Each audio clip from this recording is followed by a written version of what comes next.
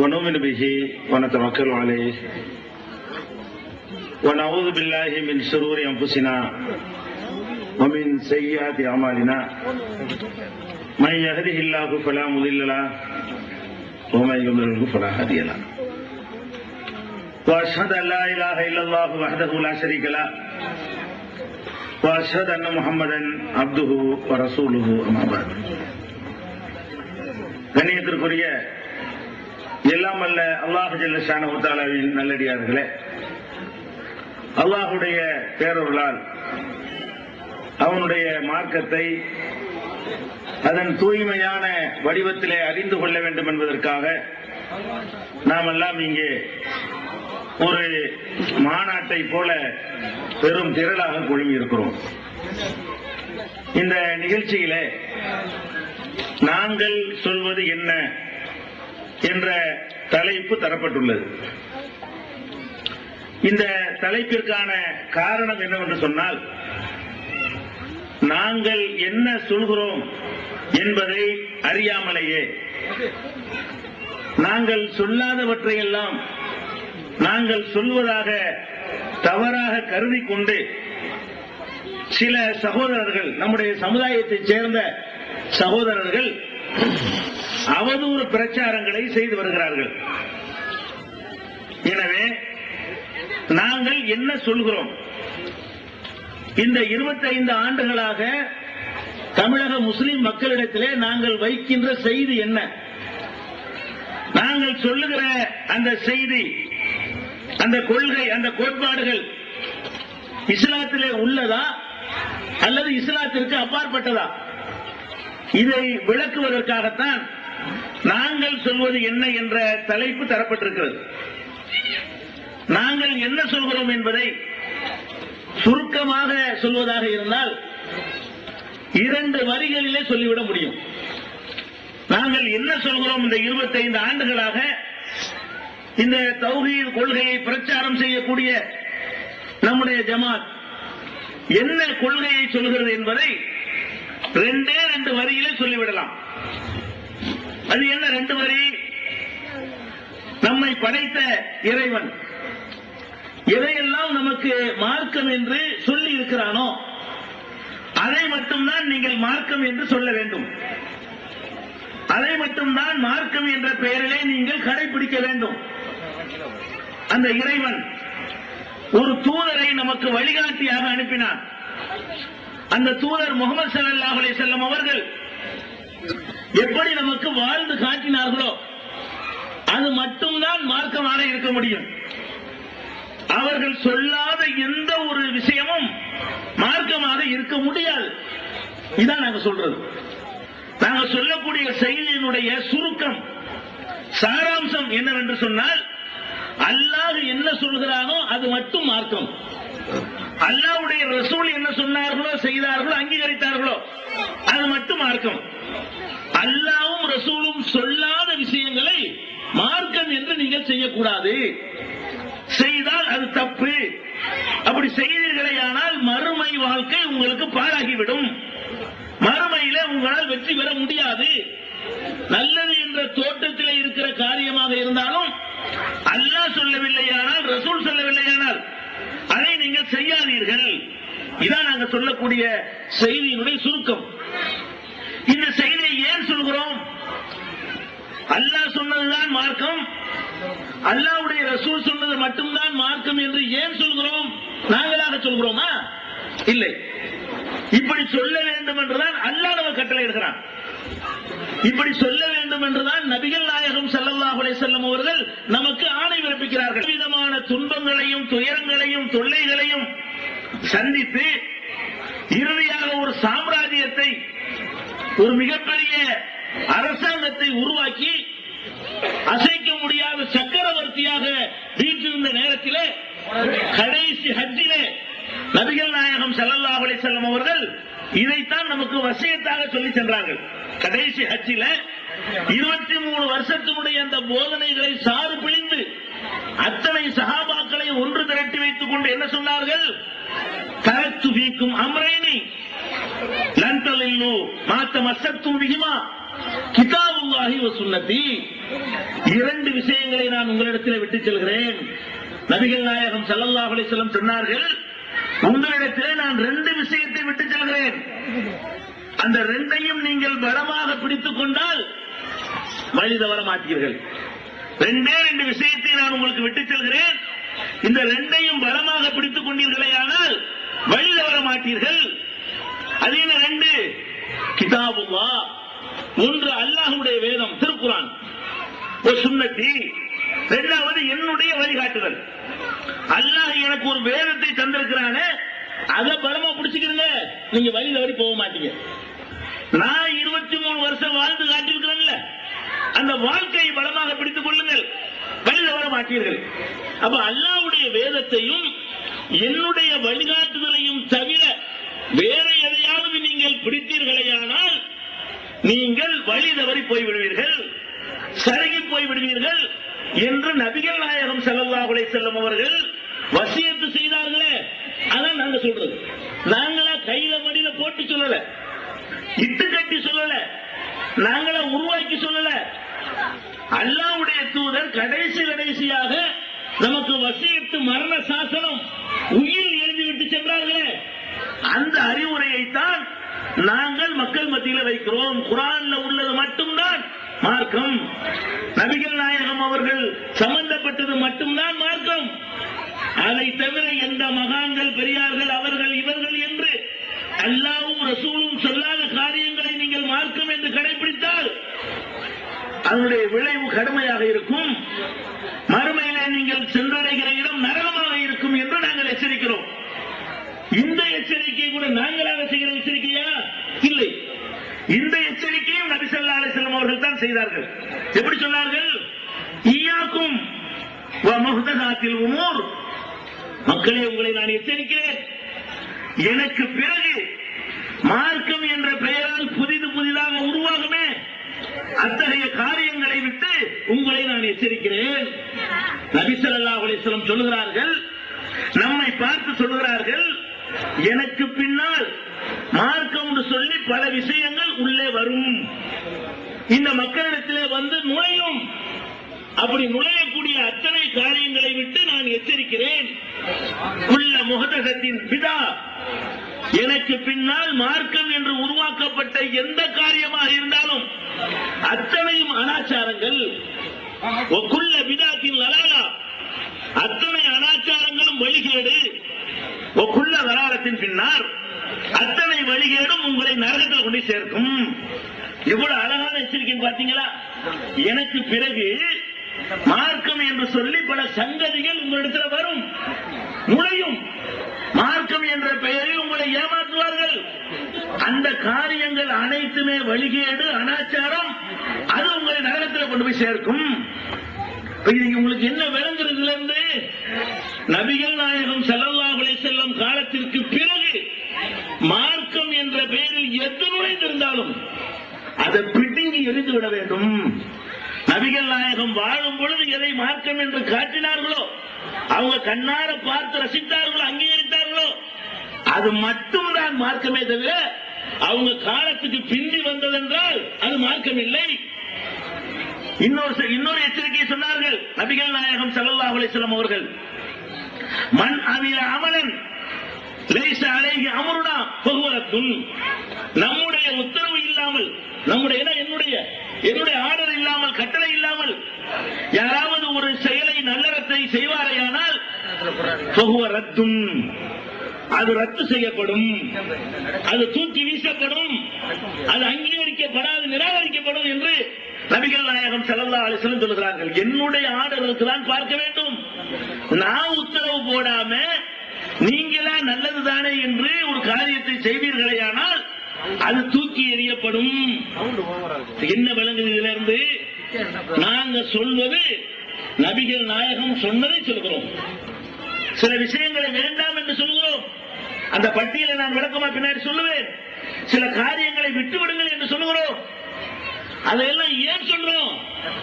அல்லாஹ்வுடைய ரசூல் காலத்தில் அது இல்லை. ரசூல் ஸல்லல்லாஹு அலைஹி வஸல்லம் இந்த உலகத்திலே வாழ்ந்த அந்த காலத்தில் இதெல்லாம் மார்க்கம் என்ற பெயரில் இருக்கவில்லை. அவங்களுக்கு பின்னாடி வந்து நுழைந்திருக்கிறது. நான் கேட்கிறேன், நபிகள் நாயகம் ஸல்லல்லாஹு அலைஹி வஸல்லம் அவர்களை அல்லாஹ் எதுக்கு அனுப்புனான்? நீங்க வந்து அந்த மௌலானா சொன்னாரு, இந்த பெரியார் சொன்னாரு, அந்த மகான் சொன்னாரு, அந்த பாரம்பரியத்தில் வருது என்றெல்லாம் சொல்லிக்கொண்டு நீங்கள் மார்க்கத்தை புதுசு புதுசா கண்டுபிடிக்கிறீங்களே, இதனுடைய உண்மையான உள்ளார்த்தம் என்ன? அதை சிந்திச்சு பார்த்தீர்களா? நீங்க என்ன நினைக்கிறீங்க? ஒரு அழகான விஷயத்தை அல்லாஹ் சொல்லாம விட்டுட்டான், அதன் அர்த்தம் நீங்களா ஒரு புதுசா ஒண்ணு கண்டுபிடிச்சிட்டு மார்க்கம் இது குர்ஆன்ல இல்ல, இத நபிகள் நாயகம் சொல்லல. அப்ப அதுக்கு என்ன அர்த்தம்? அழகான விஷயம் பாரு, இத பத்தி அந்த சொன்னாரா, இத பத்தி அவன் சொன்னானா அல்ல அப்படின்றதான் அதுக்கு அர்த்தம். அப்ப நீங்களா ஒரு புதுசா ஒண்ணு உண்டாக்கிட்டீங்களா, அதுக்கு பொருள் என்ன? அல்லாஹ்வுக்கு சொல்லித்தர தெரியல, அல்லாஹ்வுடைய ரசூல் ஒழுங்கா உங்களுக்கு பாடம் சொல்லாம போயிட்டாங்க, அதன் அர்த்தம். எதுக்கு அனுப்புனவங்கள? நபிகள் நாயகம் ஸல்லல்லாஹு அலைஹி வஸல்லம் அவர்களை அல்லாஹ் அனுப்புனதுக்கு என்ன காரணம்? சொல்லித்தர வேண்டிய அத்தனையும் சொல்லித் தருவதற்கு தான் அனுப்புனான். மறந்துட்டானப்ப நீங்களா உண்டாக்கிட்டு புதுசு புதுசா செய்றீங்களே, இதையெல்லாம் அல்லாஹ் சொல்ல மறந்து விட்டான் என்று சொல்வீர்களே, ஆனால் அது அல்லாஹ் மறக்கிறான். உமா கான ரப்புக நசியா, உன் இறைவன் மறக்கிறவன் கிடையாது. அல்லாஹ் சொல்றான், நபிகள் நாயகத்தை பார்த்து சொல்றான், உன் இறைவனாகிய நான் மறக்கிறவன் இல்ல, வேணும்னு தான் சொல்லாம விட்டுருக்கிறேன்.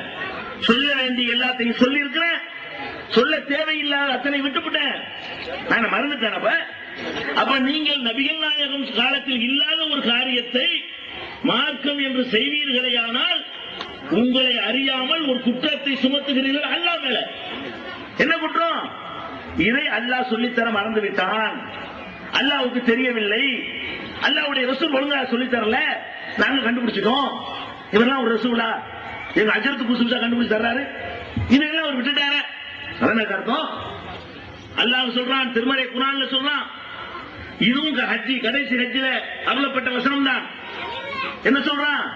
அல் யௌம அக்மல்து லக்கும் தீனக்கும், மக்களை எல்லாம் திரட்டி வைத்துக் கொண்டு இறுதி ஹஜ்ஜிலே நபிகள் நாயகம் ஸல்லல்லாஹு அலைஹி வஸல்லம் அவர்களுக்கு அருளப்பட்ட அந்த வசனத்தில் அல்லாஹ் சொல்கிறான், இன்றைய தினம். இன்றைய தினம்னா இன்றைய தினம் இல்ல, பழுத்தூர்ல கூட்டம் போடுறமே இன்றைய தினம் இல்ல, நபிகள் நாயகம் ஸல்லல்லாஹு அலைஹி வஸல்லம் வாழ்ந்து கொண்டிருந்தார்கள், அதை சொல்றான் அல்லாஹ். இன்றைய தினத்திலே உங்கள் மார்க்கத்தை உங்களுக்காக நான் முழுமையாக்கி விட்டேன். அல்லாஹ் என்ன சொல்றான் குர்ஆன்ல? உங்க மார்க்கம் இருக்குத, அதை நான் நிறைச்சிட்டேன், முழுமையாக்கிட்டேங்கிற அல்லாஹ். முழுமையாக்குறது என்னங்க அர்த்தம்? ஒரு ஆளை கூப்பிட்டு சாப்பிடறாங்க, கூப்பிட்டு ஒரு இட்லி எடுத்த பாதி பிரிச்சு கொடுத்துட்டு புல் சாப்பாடு நல்லா இருக்கு கேட்ட ஒத்துக்குறாங்க. முழுமையா என்ன? வச்சுக்கிட்டே இருக்கணும், உள்ள போய்கிட்டே இருக்கு, போதும் பாரு, இல்ல உள்ள ஒண்ணு சொல்லுவாரு, முடியாது பாரு, பாதியா சாப்பிடுங்க, பாதியா நிக்கிடுவாரு, இப்ப முடியாது, டீ குடிக்க டீ இடம் இல்ல, வாழைப்பழம் சாப்பிட இடம் இல்ல, இதெல்லாம் முழுமை. முழுமைனா என்ன அர்த்தம்? ஒரு ஆளுக்கு புல் சாப்பாடு போறேன்னு என்ன அர்த்தம்? அதுக்கு மேல அவருக்கு தேவையில்லைன்னு அர்த்தம். இப்ப அல்லாஹ் என்ன செய்யறாங்க சொல்றான், புல் சாப்பாடு போட்டேங்கிறான், சாப்பாடு ஃபுல்லா தந்துட்டேங்கிறான். நீங்க என்ன சொல்றீங்க? அல்லாஹ் தந்து 10 லட்டு போய்கிட்டு ஒரு உடம்பிச்சு எடுத்துட்டு இருக்கீங்க, அதான் அர்த்தம். நீங்கள் மார்க்கம் என்று புதிய புதிய வணக்கங்களை செய்கிறீர்களா? என்ன அர்த்தம்? அவன் சொல்றான், நான் முழுசாக்கிட்டேன். ஒரு கோடையில் தண்ணீர் இருக்கிறது, அது முழுசாக்கிட்டேன்னு என்ன அர்த்தம்?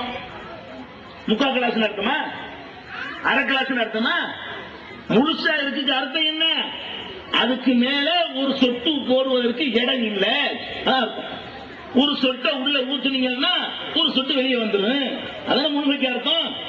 அப்ப கிளாஸ்ல முழுமை அவருக்கு அர்த்தம் வழங்குதுல, சோத்துல முழுமையான அர்த்தம் வழங்குதுல, எல்லாத்துலயும் முழுமையான அர்த்தம் வழங்குதா இல்லையா?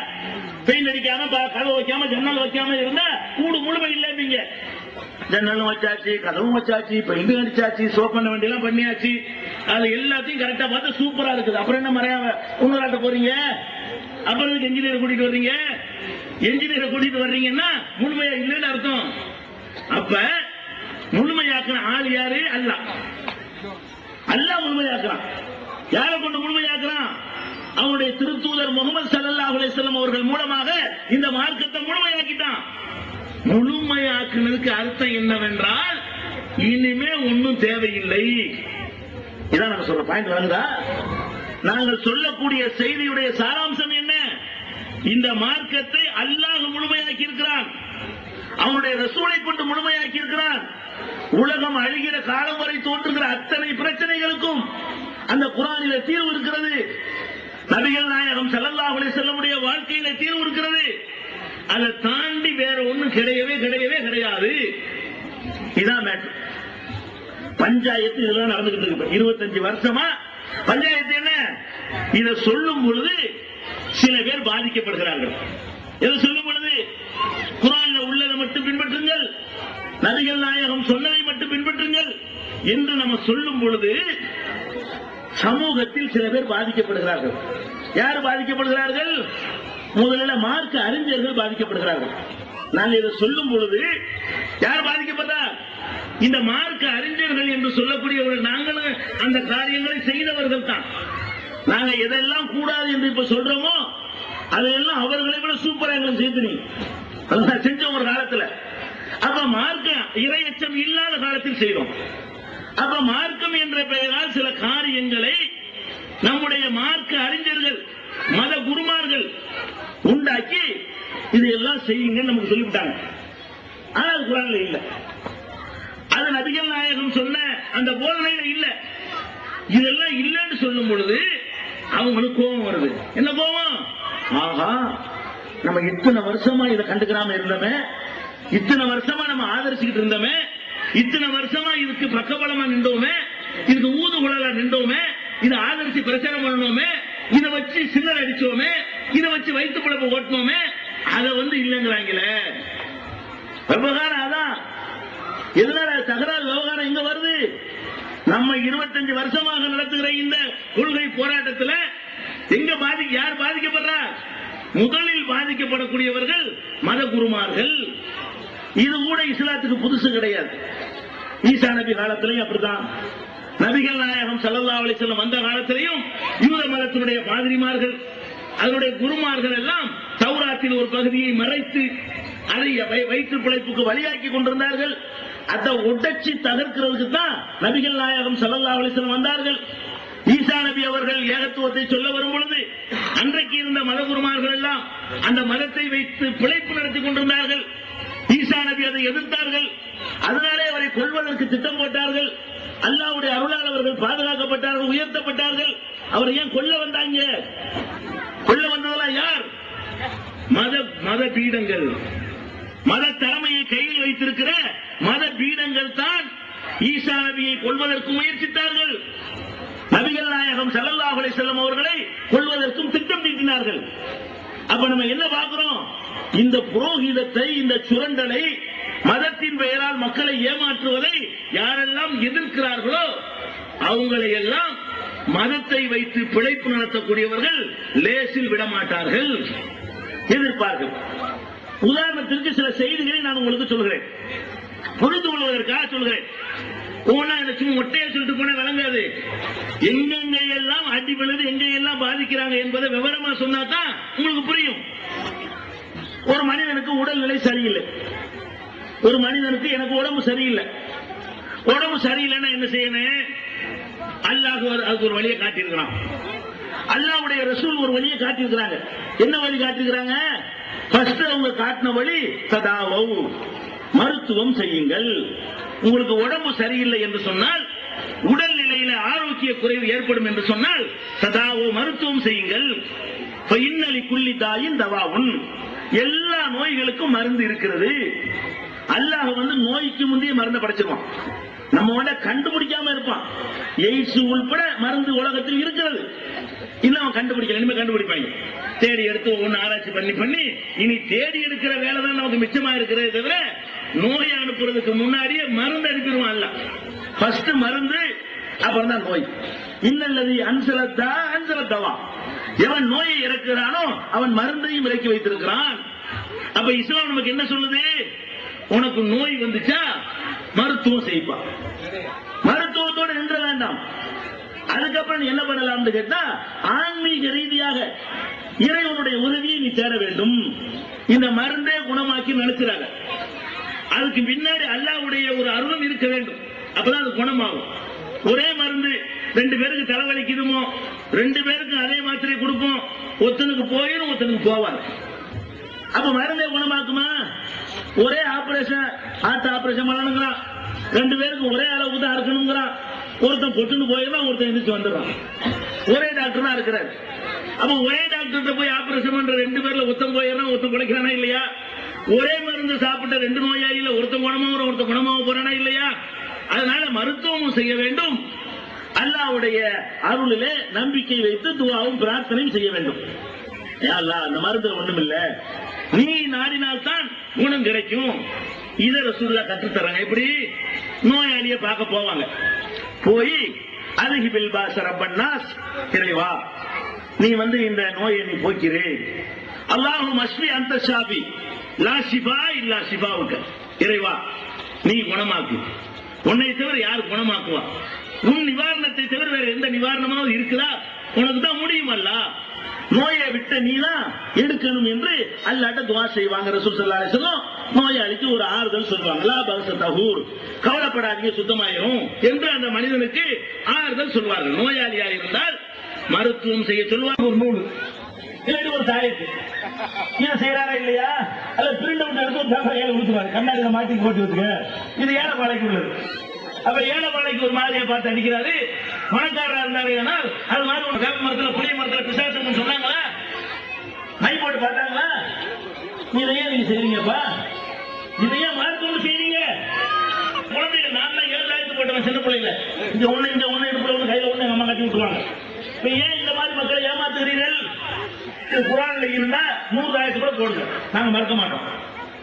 நபிகள் நாயகம் போட்டாங்கன்னு சொல்லுங்க, நாங்க கொடுக்குறோம். அல்லாஹ் சொன்ன உடனே இதுல கொஞ்சம் சில்லறை பாதிக்கப்படுவாங்க. அவர் தாக்கம் கோபம் வருது, இவங்க விடக்கூடாத, இவங்க அடிமைட்டு. அதே மாதிரி என்ன பண்றாரு? ஒரு கல்யாணம் பண்ண போனீங்க, எந்த இடத்துலயும் வர்றாங்க, எல்லா இடத்துலயும் வருமானத்தை கரெக்டா வழி பண்ணி வச்சிருக்கிறார். கல்யாணம் பண்ணா என்ன பண்ணணும்? நீ வெளியே போக வேண்டியதானே, ஒரு நாளை பார்த்து கல்யாணத்தை செஞ்சுட்டு போக வேண்டியதானே. கல்யாணத்தை பேச முடிச்சவன முதல் வேலை என்ன? அசர்த்துக்கு போய் நல்ல நாள் கேட்க. கதாநாயகர் அவர் தான், மாப்பிள்ளையிலும் கதாநாயகம் கிடையாது. உண்மையான அசர் தான் என்ன பண்ணணும்? அறிவு கட்டவங்க மார்க்கத்தில் எழுதுடா 100 பொம்பளை கேட்கிற ஒரே இல்லையா? 100 பொம்பளைக்கு நாளை பொறுத்து வராது. எனக்கு அல்ல நல்லது எழுதியிருந்தாலும் எனக்கு கிடைக்கும், இவரு கெட்டது இவருக்கு கிடைக்கும். அதே நாள்ல தான் சொல்லாத. இன்னும் சொல்ல போனா அல்லாஹ் சொல்வதாக நபிகள் நாயகம் ஸல்லல்லாஹு அலைஹி வஸல்லம் சொல்றாங்க, இவனாலும் மனுஷன் என்னை ரொம்ப கும்பிடுறான், என்னை ரொம்ப ஏற்றுகிறான். எப்படி கும்பிடுறான்னு கேட்கிறீங்களா? நான் தான் இந்த காலத்தை இயக்கிக்கிட்டு இருக்கிறேன், அதை கெட்ட நாள் கெட்ட மாசம் கெட்ட வாரம்னு சொல்லிக்கொண்டு அதை திட்டி என்னைய திட்டுறான், அதை குறை சொல்லி என்னைய குறை சொல்றான். அதனால ஒருத்தன் கெட்ட நாள் என்று சொன்னால் அல்லாஹ் கெட்டவன் சொல்றான்னு அர்த்தம். இதை நான் சொல்லல, யார் சொல்றா? நபிகள் நாயகம் ஸல்லல்லாஹு அலைஹி வஸல்லம் சொல்கிறார்கள். அப்ப காலத்தை குறை சொல்லக்கூடாது இருக்குது. ஒரு அசத்திட்ட போய் நம்ம கேட்டாங்க, இன்னைக்கு விலைவாசி கம்மியா இருக்குன்னு பாரு, ஒரு மழை இல்லாத நாளை பார்த்து கல்யாணம் வைக்கிறதா இருந்தா அதனால பாத்துக்க, புண்ணிய நாளை பார்த்துக்க, ஞாயிற்றுக்கிழமை பார்த்துக்க, வசதிக்காக உள்ள நல்ல நாளை தேர்ந்தெடுக்கலாம். நான் கல்யாணம் பண்ண பொருள் பெற்ற மழையை பார்த்து தேர்ந்து தணிக்கை பண்ணலாமா? யாரும் வரமாட்டாங்க. அப்ப நீ ஒன்று வசதிக்காக வேண்டி மண்டபம் எப்ப பிரியாணி இல்ல. அப்ப நீங்க அவர் அஜத்தை என்ன சொல்லியிருக்கேன், இதெல்லாம் கிடையாது பண்றதுமா இல்லையா? ஏன் அந்த மாதிரி பண்றீங்க? இஸ்லாம் இப்ப இருக்காப்பா? ஒரு கைதிக்கு சரிக்கு மேல இருந்தாலும் நீங்க ஈமான் கொள்றீங்களா, நம்பிக்கை கொள்றீங்கல்ல, இதையெல்லாம் நம்பணும். ஒரு முஸ்லீம் ஆமன்து பில்லாஹி வ மலாயிகத்திஹி வ குதுபிஹி வ ருசுலிஹி வல் யௌமில் ஆகிரி வல் கத்ரி கைரிஹி வ ஷர்ரிஹி மினல்லாஹி தஆலா இருக்கிறானே மார்க்கம், அதை அவன் மறுத்து விட்டான். இதை நம்புனா அதை நம்பல. எதை நம்புனா? நான் உங்களுக்கு சொல்றேன், இது நல்ல நாள், இது கெட்ட நாள், இது செஞ்ச அப்படி இருப்ப, அதை செஞ்ச இப்படி இருப்ப என்று நான் உங்களுக்கு சொல்லும் பொழுது அதை நீங்கள் நம்பினீர்களேயானால் எதை மறுத்துறீங்களா? முகமதுக்கு அல்லாஹ் அந்த மார்க்கத்தை மறுத்துட்டீங்க. முகமதுக்கு அல்லாஹ் அந்த மார்க்கத்தை நம்புனா இதை நம்பாத, இதை நம்புனா அதை நம்பாத. இஸ்லாத்துல இல்லைங்கிறாங்க. சுருக்கமா சொன்னா என்ன அர்த்தம்? ஏன் நல்ல நாள் கெட்ட நாள் பால் கிதாபு மோர் கிதாபு இதெல்லாம் பார்த்துக்கொண்டு நல்ல நாள் கெட்ட நாளுங்கிறானோ அவன் இஸ்லாத்தையே மறுத்தவனாக ஆகிவிட்டான். மறுத்தா என்ன கதி மறுமையில? இஸ்லாத்தை மறுத்தவர்களாக நீங்கள் மறுமையில நின்றால் உங்களுக்கு கதி என்ன? உங்களுக்கு அல்லாஹ் கொடுக்கிற தண்டனையில எப்படி தப்பிப்பீங்க? அதுக்கு தானுங்க கத்துறோம், மாட்டிக்கிறாதீங்க. இந்த மாதிரி ஏமாற்று பேர்வழிகளை நம்பி ஏமாந்துடாதீங்க. யாரையும் ஏமாற்றாத அப்பளுக்கு இல்லாத தூய்மையான ஒரு தலைவரை நபிகள் நாயகம் ஸல்லல்லாஹு அலைஹி வஸல்லம் அவர்களை அல்லாஹ் நமக்கு தந்திருக்கிறான். அவரை மட்டும் நம்புங்கள், வேறு எவரை நம்பாதீங்க. அவர் ஒருத்தர் தான் உங்களை ஏமாற்ற மாட்டார், ஏமாற்றியது இல்லை. அவர் ஒருத்தர் தான் உங்களுக்காக அல்லும் பகலும் கவலைப்பட்டார், கஷ்டப்பட்டார், தியாகம் செய்தார். அவருக்கு மட்டும்தான் சுயநலம் இல்லை. இந்த மார்க்கத்தை சொன்னதற்காக அவர் இழந்தார், அடி வாங்கினார், சொத்துக்களை விட்டார், அனைத்து சொற்களை தியாகம் செய்தார், ஊரை விட்டு விரட்டப்பட்டார். நாங்கள் எல்லாம் அப்படி விரட்டப்படவில்லை.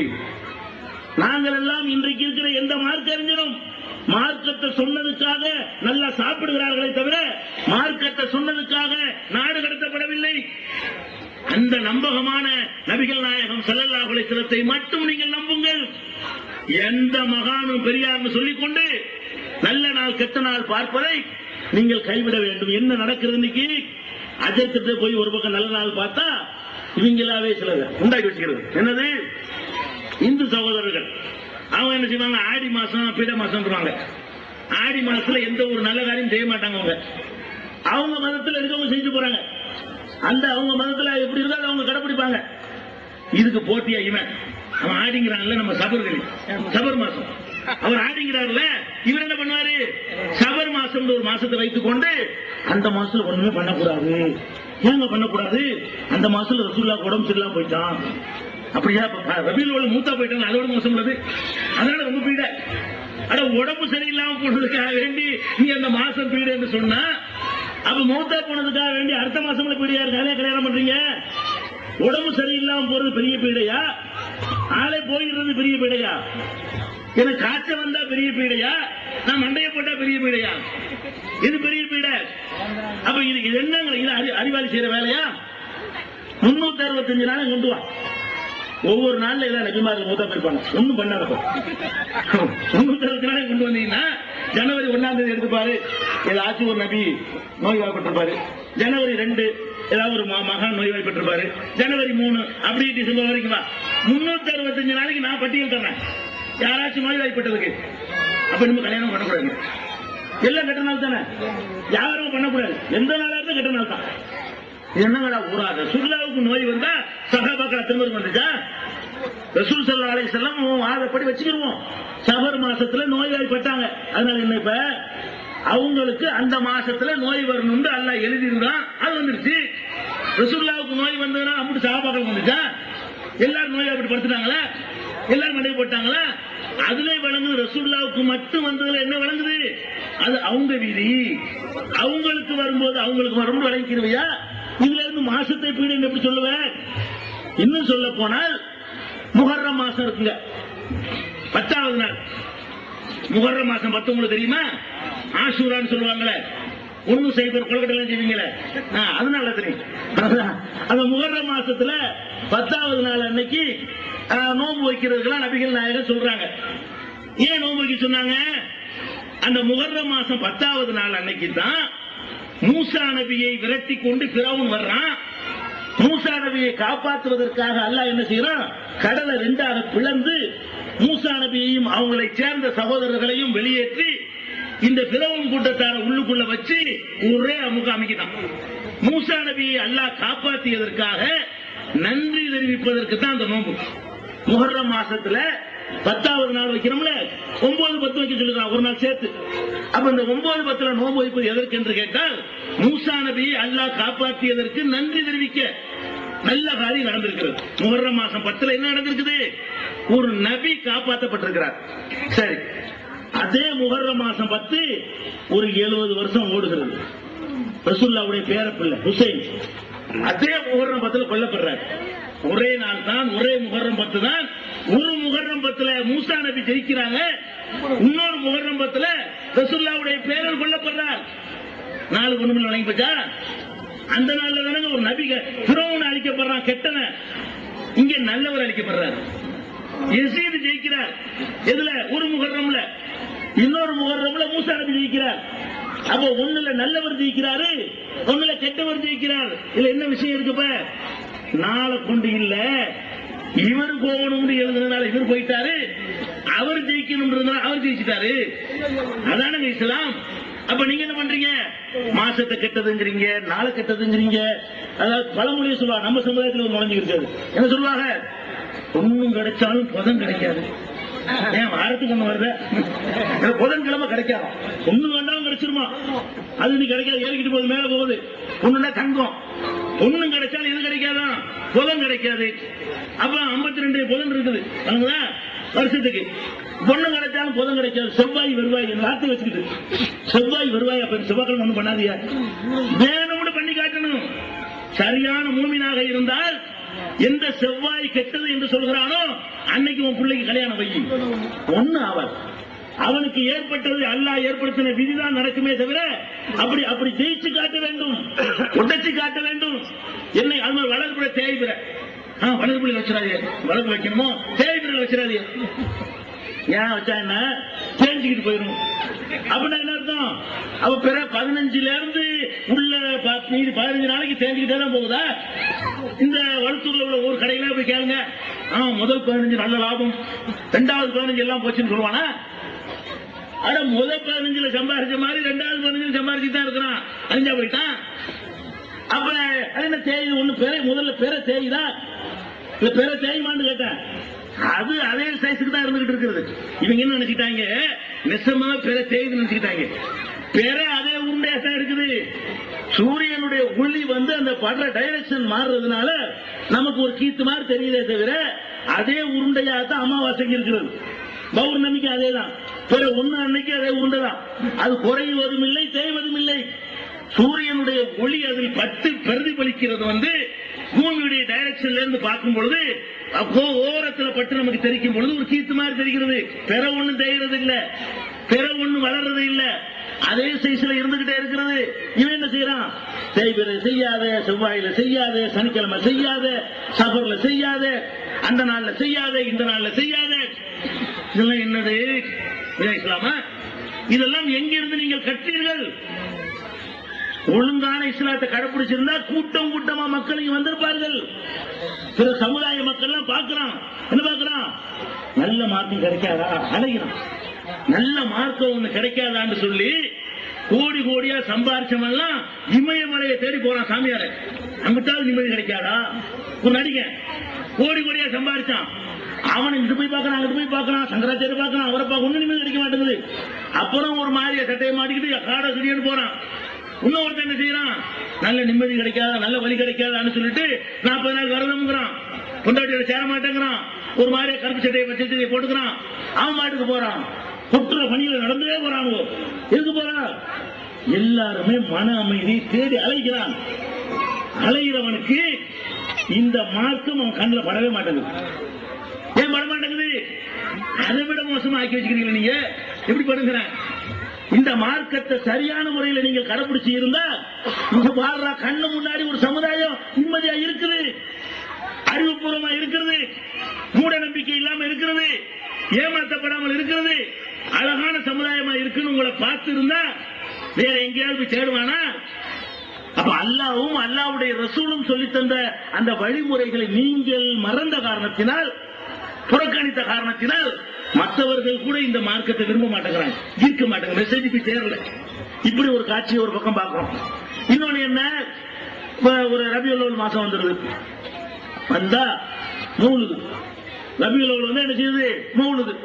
ரபியுல் ஆகிர் வந்துச்சுன்னு வைங்க, அதுக்கு ஒரு மௌலுது. மௌலுதுனா என்ன? நபிகள் நாயகத்தை புகழ்ந்து பாடுறாங்களாம். ரபியுல் ஆகிர் வந்தா அப்துல் கார் ஜிலானியை புகழ்ந்து பாடுறாங்களாம். ஜமாத்துல் ஆகிர் வந்தா நாகூர் அடங்கி இருக்கிறார்கள், அவரை புகழ்ந்து பாடுறாங்களாம்.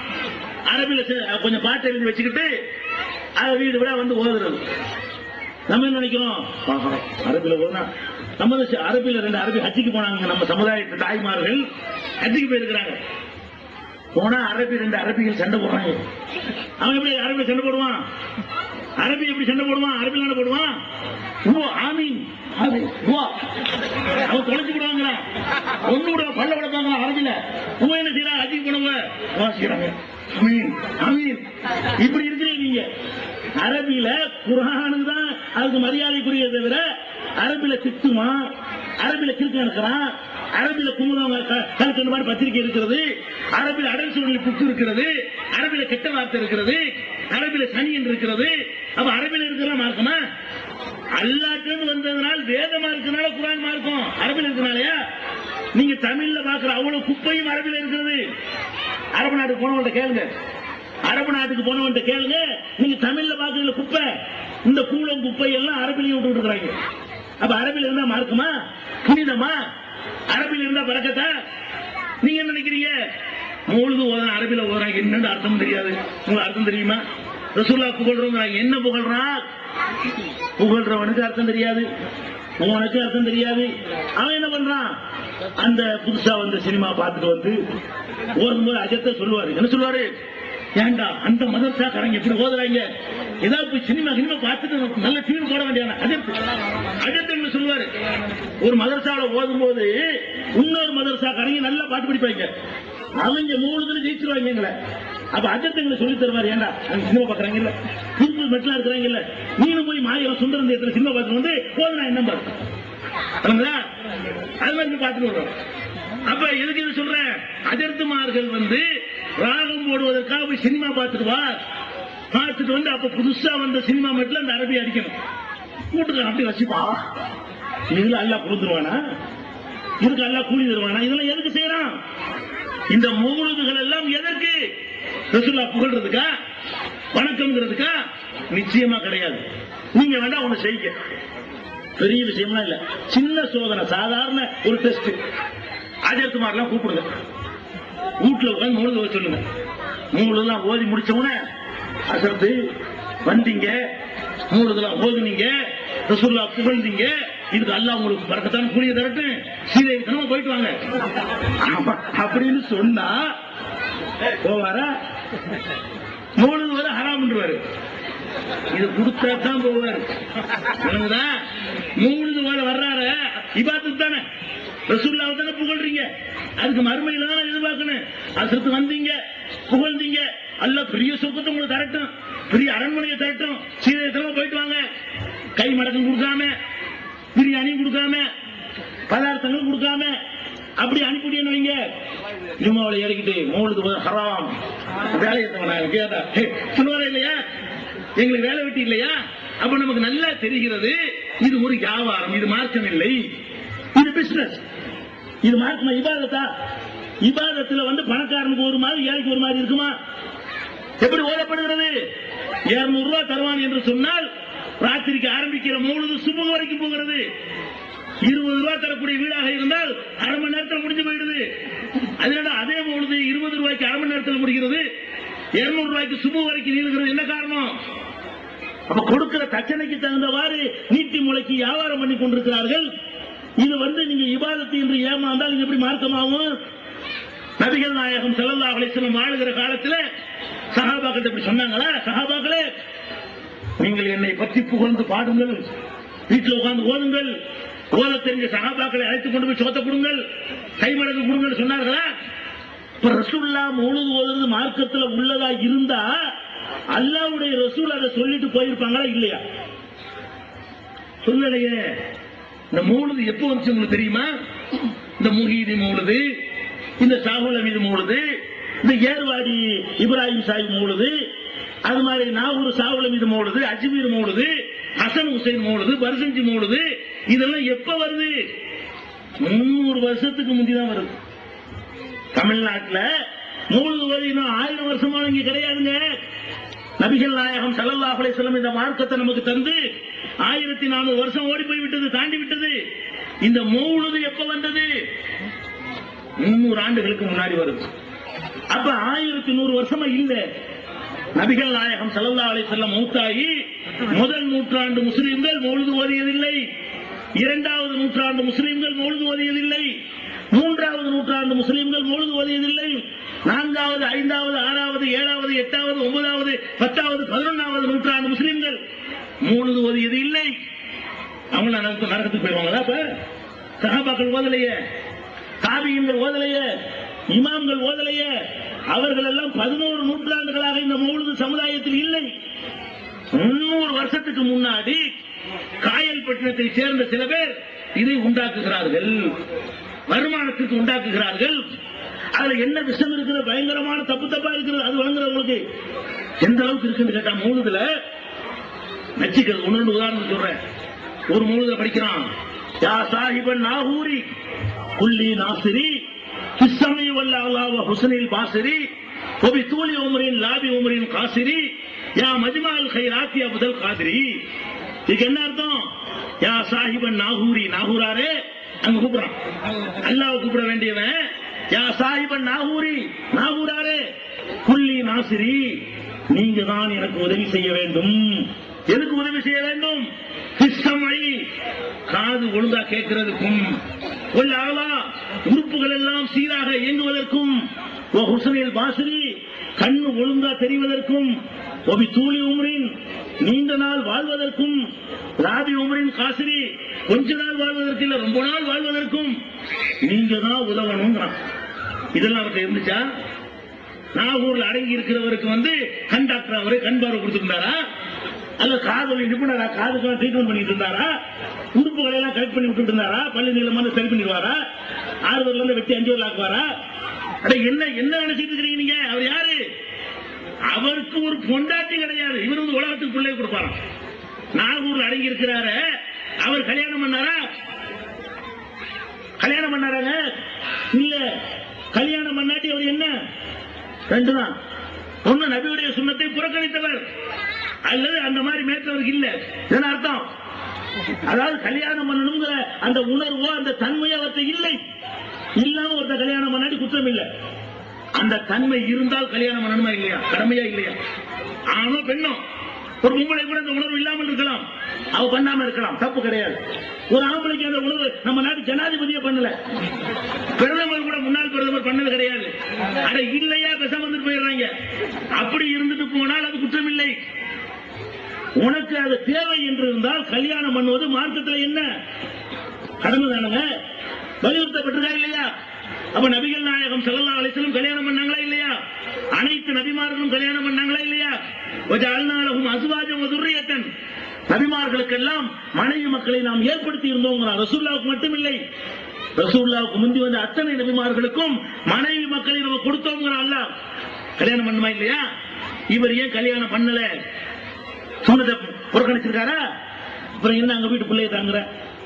அவருக்கு ஒரு கல்யாணம் பண்ணி அவருக்கு ஒரு பிள்ளைய பத்துக்கிறதுக்கு ஏழல, அங்க போயிட்டு என்ன செய்யணும்? நாகூராரே நீங்க தான் பிள்ளைய தரணும். இந்த நச்சு கருத்தெல்லாம் எதில் இருக்கு? மௌலிதுல இருக்கிறது. இது குர்ஆன்ல உள்ளதா? இதை சொல்வதற்கு தான் ரசூலுல்லாஹ் வந்தாங்களா? இந்த போதனையை சொல்வதற்கு தான் ரசூல் அறிவாங்கினாங்களா? இந்த மாதிரியான பாடல்களை வைத்துக் கொண்டு மௌலிது என்ற பெயரால் பிழைப்பு நடத்துகிற காட்சியை பார்க்கணும். ஒரு மனுஷன் இறந்து போயிடுறான், மற்றதை விட்டு தள்ளுங்க. இறந்து போனவர்கள் விஷயத்துல கூடுதல் மனிதாபிமான காட்டுமா இல்லையா? நல்ல சந்தோஷமா இருக்கலாம், தொலைஞ்சிட்டு போய் ஏமாத்திட்டு போனா கூட மனசு ஆறி போயிருங்க. இளவு வீட்டுல புடுங்கினா என்ன செய்வோம்? இளவு வீட்டுல புடுங்கின வரைக்கும் லாபம் இருந்தா அவன் என்ன செய்வோம்? அட ஒரு கல்யாண வீட்டுல புடுங்கிட்டு போனா அவனை மன்னிச்சு தொலைச்சிடலாம், தொலைஞ்சிட்டு போறான். இளவு வீட்டுனா என்ன? அப்பனை பறி கொடுத்து நிக்கிறான், புருஷனை பறி கொடுத்து ஒருத்தர் நிக்கிறா, பெத்த பிள்ளைய பறி கொடுத்து ஒரு ஆத்தா கலருகிறாள். அந்த வீட்டுல போய் இவன் சுருட்டு நினைக்கிறான்னு சொன்னா, அந்த மக்களை ஏமாற்ற நினைக்கிறான் என்று சொன்னால் அது எவ்வளவு பெரிய பாவம். இறந்தவர்கள் வீட்டில் என்ன நடக்கிறது? ஒரு மனுஷன் இறந்துறான், இறந்த அன்னைக்கு ஆத்த அறுத்து சோத்தாய் கொடுக்குறானையா? இந்த மார்க்கெட்டை எங்க இருந்து கட்டீர்கள்? இறந்து போன வீட்டுல சோறு கொடுக்குறீங்களா? தஞ்சாவூர்ல இருக்காங்க உண்டுதானே? உங்கள்ட்ட கேட்க வேண்டிய நானே தின்றுக்கிறேன். உங்க கேட்டுக்கிறது ஒரு இருக்க வேண்டிய நாங்கெல்லாம் போய் மூத்தா போன வீட்டுல குள்ள அடிச்சுட்டு வந்திருக்கிறோம். அப்ப இறந்து போன வீடுகள்ல போய் குர்ஆன் ஓதுறோம் என்ற பெயரில் என்ன செய்யலாம்? அதை சாப்பாடு ஆக்கி போட சொன்னான். 3ஆம் பாத்தியாக்கு சாப்பாடு, 7க்கு சாப்பாடு, 40க்கு சாப்பாடு, 6 மாசத்துக்கு சாப்பாடு, வருஷ பாத்தியான சாப்பாடு. அப்ப இறந்து போன வீடுகளில் போய் திதி தவசம் என்று பிற சமுதாய மக்கள் செய்வது போலவே அதிலிருந்து காப்பி அடித்து வார்த்தைகளை மட்டும் கொஞ்சம் மாற்றி வைத்துக் கொண்டு நம்ம என்ன செய்யறோம்? 3ஆம் பாத்தியா 7ஆம் பாத்தியான்னு இறந்த வீட்டுல போய் சோறாக்கி திங்கிறிய. இது ஒரு மார்க்க முரணான செயல் என்று உலமாக்கள் சொன்னார்களா? மார்க்க அறிஞர்கள் கடமை என்ன? நபிகள் நாயகம் ஸல்லல்லாஹு அலைஹி வஸல்லம் அவர்களுடைய தம்பி ஜாஃபர், தம்பி என்றால் சின்ன பாப்பாவுடைய மகன் ஜாஃபர் இறந்து விடுகிறார். ஒரு போர்க்களத்தில் கொல்லப்பட்டு விடுகிறார். அபூ தாலிபுடைய மகன், அலியுடைய சொந்த தம்பி, நபிகள் நாயகத்துடைய சின்ன பாப்பா மகன் ஜாஃபர் கொல்லப்பட்டு விடுகிறார். கொல்லப்பட்ட செய்தி மதீனாவுக்கு வருகிறது. உடனே நபிகள் நாயகம் ஸல்லல்லாஹு அலைஹி வஸல்லம் சொன்னார்கள், இஸ்னஉ லிஆலி ஜாஃபர் தஆமன், ஜாஃபருடைய வீட்டுக்கு போங்கள், நீங்கள் போய் சோறாக்கி கொடுங்க. உங்களுக்கு இறந்து போன வீட்டுல சோறு திங்க கூடாது. என்ன செய்யணும்? கவலை இருக்கிறீங்கம்மா, நீங்க இருக்கீங்கம்மா. ஏன்? அவன் என்ன புருஷன் போயிட்டானே, நம்ம எதிர்காலம் என்ன ஆகும், இருக்கிற காசை எல்லாம் பாத்தியாவதே காலி பண்ணிடுவாங்க. அவளுக்கு பக்கு பக்குன்னு அடிக்குது. இவங்க என்ன செய்யறாங்க? ஆட்டாரு மாட்டாருங்கிறாங்க, போட்டு மேய்ஞ்சு கடைசியில பார்த்தா அவ கையில 1 லட்சம் ரூபாய் கட்டிட்டு போயிடுறாங்க. புருஷன் இறந்த பிறகு அவருக்கு எப்படிப்பட்ட ஒரு பதட்டம் ஏற்படும் ஒரு பெண்ணுக்கு. நம்முடைய செக்யூரிட்டியை இது கேள்விக்குறி ஆயிடுச்சுன்னு திணறுவால, அவ கையில 4 காசு இருக்குமே, அதை காலி பண்றதுக்கு எப்படி பிளான் பண்றாங்க? இஸ்லாம் சொல்லி தருகிறது, இறந்தவர்கள் வீட்டுல போய் சாப்பிடாதே, நீ ஆக்கி கொடு. நம்ம என்ன செய்யணும்? மூத்தா போன வீட்டுக்கு போனோம்னா சோத்தாக்கிட்டு போங்க, ஒரு கடையில புரோட்டா வாங்கிட்டு போங்க, 2 வாழைப்பழத்தையும் வாங்கிட்டு போங்க, ஒரு பண்ணை வாங்கிட்டு போங்க. இப்படி கொண்டு போய் வைத்து அந்த குடும்பத்துக்காரங்க இருப்பாங்களே, அவங்க அதை சாப்பிடணும், சாப்பிட வைக்கணும், தட்டி கொடுத்து ஆறுதல் சொல்லி, கவலைப்படாதீங்கம்மா, யாரு மௌத்தாவல, ரசூலுல்லாஹ் மௌத்தா போலையா, நாங்க போக மாட்டோமா, நீங்க போக மாட்டீங்களா, யாரு போகல, எல்லாரும் போக போறோம், சபர் பண்ணிக்கிறோமா, அது நன்மையை தரும் என்று ஆறுதல் சொல்லி பக்கத்துல உட்கார்ந்து அதை திங்க வச்சு அவங்களுக்கு தட்டி கொடுத்து, இது மனித அபிமானம். இதை செய்ய சொன்னார்கள் ரசூலுல்லாஹி அலைஹி வஸல்லம். இதை நீங்க செஞ்சீர்களா? இதை சொல்லி தந்தீர்களா? இப்படி ஆக்கி சாப்பிடுவது தப்பு என்று போதனை செய்வீர்களா? அப்ப என்ன நீங்க ரசூலுல்லாஹ்வுடைய உம்மத்து? நீங்க எப்படி ரசூலுல்லாஹ் மதிக்கிறீங்க? அப்ப இந்த மாதிரியான கூத்து அதோட இந்த பரவாயில்லை. திங்கிறது ஒரு பக்கம் போனா மனிதாபிமானம் இல்லாமல் நாங்களாம் அந்த பாவத்தை செஞ்சிருக்கிறோம். குர்ஆன் ஓத கூப்பிடுவாங்க. குர்ஆன் ஓதலை கூப்பிட்டா ஒவ்வொரு ஜுஸ்வா பெயிண்டிங் பண்ணி வச்சிருப்பாங்க. குர்ஆனை மொத்தமா இருந்தா ஓத முடியாதுன்றதுனால ஒவ்வொரு ஜுஸ்வா 30 பாக்ஸ்ல கட்டி வச்சிருப்பாங்க. ஓதுறதுக்கு 30 பேர் கூட்டிட்டு வருவாங்க. 30 பேரை கூட்டு ஆளுக்கு ஒரு புத்தகத்துக்கு தருவாங்க. ஒரு ஆளுக்கு அலிஸ்லாமி, ஒரு ஆளுக்கு சேக்கூலு, ஒரு ஆளுக்கு தெல்கருசலு, ஒரு ஆளுக்கு லண்டனாலும் சொல்லி ஒவ்வொரு ஆளுக்கு என்ன செய்வாங்க, வரிசையா 30 பேரும் கொடுத்துருவாங்க. நாங்க என்ன செய்வோம்? கையில வச்சுக்கிடுவோம். ஓதுவோம்னு நினைக்கிறீங்களா? நாங்க ஓதுறோம். நாங்க ஓத மாட்டோம். என்ன செய்வோம்? காசு தானே வந்திருக்கிறோம். இந்த குர்ஆனை கையில வச்சுக்கிட்டு என்னடா எவ்வளவு தருவாங்க, அல்ஹம்துலில்லாஹ் ரப்பில் ஆலமீன் ரஹ்மானிர் ரஹீம், ஏழு குடும்பம் தெரியுதா, மாலிக் யௌமித்தீன், சிரிக்கிறது சொல்லல, செஞ்சது. இதுக்காக நாங்க நிறைய தௌபா செஞ்சிருக்கிறோம், செஞ்சோம். ஏன்? எங்களுக்கு அப்படி போதித்தார்கள். மதரசாவுல நாங்கள் உட்கார்ந்து இருப்போம். கூத்தாநல்லூர் மதரசாவில் நாங்கள் ஓதி இருக்கிறோம்.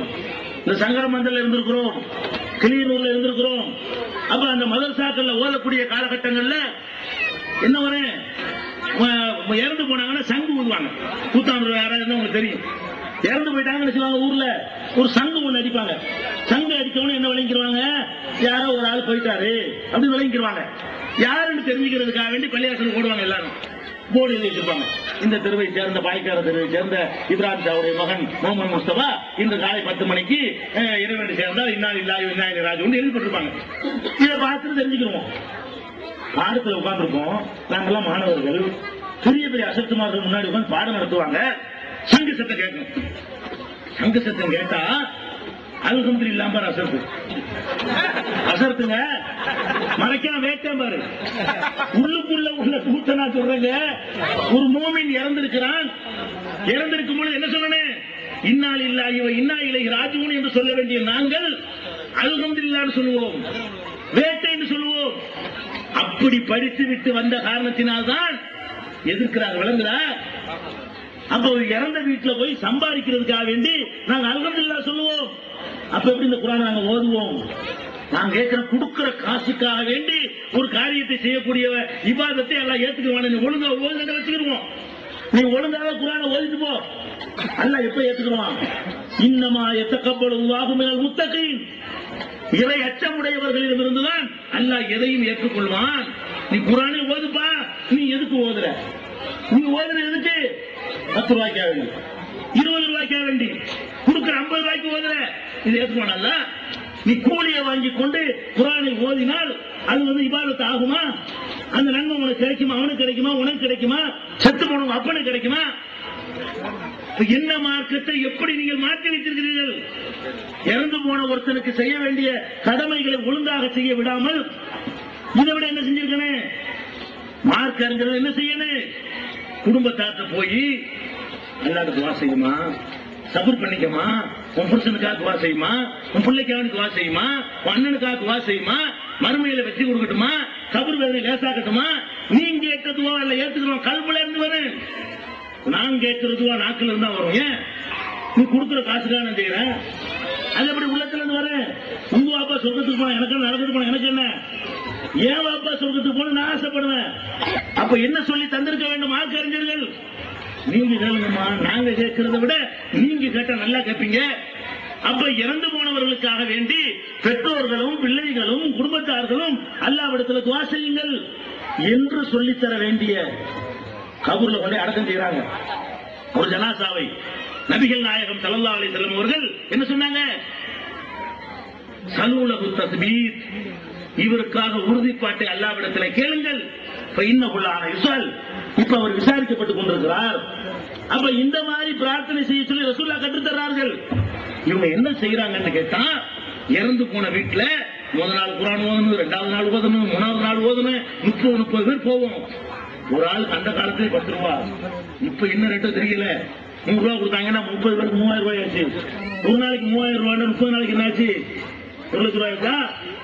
இந்த 1 லட்சம் ரூபாய் சம்பாதிக்கிறதுக்கு உன் மகன் போய் சவுதி அரேபியாவில் என்ன செய்யணும்? எவ்வளவு நாளைக்கு இருக்கணும்? 2.5 வருஷம் இருக்கணும். 2.5 வருஷம் உழைச்ச காசை செத்து போனவர் பேர்ல குர்ஆன் ஓதி காலி பண்ணிடுறீங்களா? இந்த வேலை உங்களுக்கு எதுக்கு? இஸ்லாத்துல இல்லாத இந்த வேலை நீங்க எதுக்கு செய்றீங்க? இதாச்சும் பரவாயில்லை. சில ஊர்கள்ல குர்ஆன் ஓதுறதுக்கு பதிலா என்ன பண்ணுவாங்க? ஹல்கான் வச்சிருப்பாங்க. மூத்தா பண்ண வீட்டுல ஹல்கான என்ன ரவுண்டா நடுக்குறாங்க. அது உங்க மாவட்டத்தில் இருக்கிற கூட ஊர்கள் இருக்கிறது. என்னது ரவுண்டா அப்படி நடுக்குறா 10-20 பேர் கைய கோத்துக்குவா, கோத்துக்கு டான்ஸ் ஆடுறது. என்னடா இது? ஒரு பாட்டு படிச்சுக்கிட்டு என்ன செய்வாங்க? பாத்துருக்கீங்களா? இங்க இருக்கா அழகா இருக்கா? சொல்லி கொடுத்தா செஞ்சிட போறாங்க. பயமா இருக்கு. கூத்தாறுல இருக்குது, கிளியனூர்ல இருக்கிறது, இருக்கிற ஊர்களை சொல்றேன். இந்த பகுதியில் இருக்கிறது, பல ஊர்கள் இருக்கிறது. இறந்து போன வீட்டுல இருந்துகிட்டு கையை கோத்துக்கிட்டு டான்ஸ் ஆடுவாங்க. கையிட்டு போவோம், தொடங்கிட்டு போவோம், முன்ன வருவாங்க. பயங்கரமான கூத்துறோம். எங்க நடக்கு? மூத்தா போய் சோகத்துல உட்கார்ந்து இருப்பாங்களே, அந்த வீட்டுல போய் நின்று கொண்டு கொடுக்கிற காசுக்காக வேண்டி இப்படி ஒரு டான்ஸ் ஆடுவாங்க. யாரு? உலமாக்கள். என்னடா ஹாஹாங்க என்னடா கேட்டா, அல்லாஹ் இருக்குதுல, அல்லாஹ்ங்கிற ஆனா இல்லன்னா லாவண்ணா இவன்னா 4 எழுத்து இருக்குதுல, அதை சொல்றதை விட அகுண்டு முதல் எழுத்தையும் கடைசி எழுத்தையும் சொன்னா அல்லாஹ் இருக்குல்லங்க. அல்லாஹுடைய முதல் எழுத்து என்ன? ஆனா கடைசி எழுத்து எது? இகுண்டு வருதுல.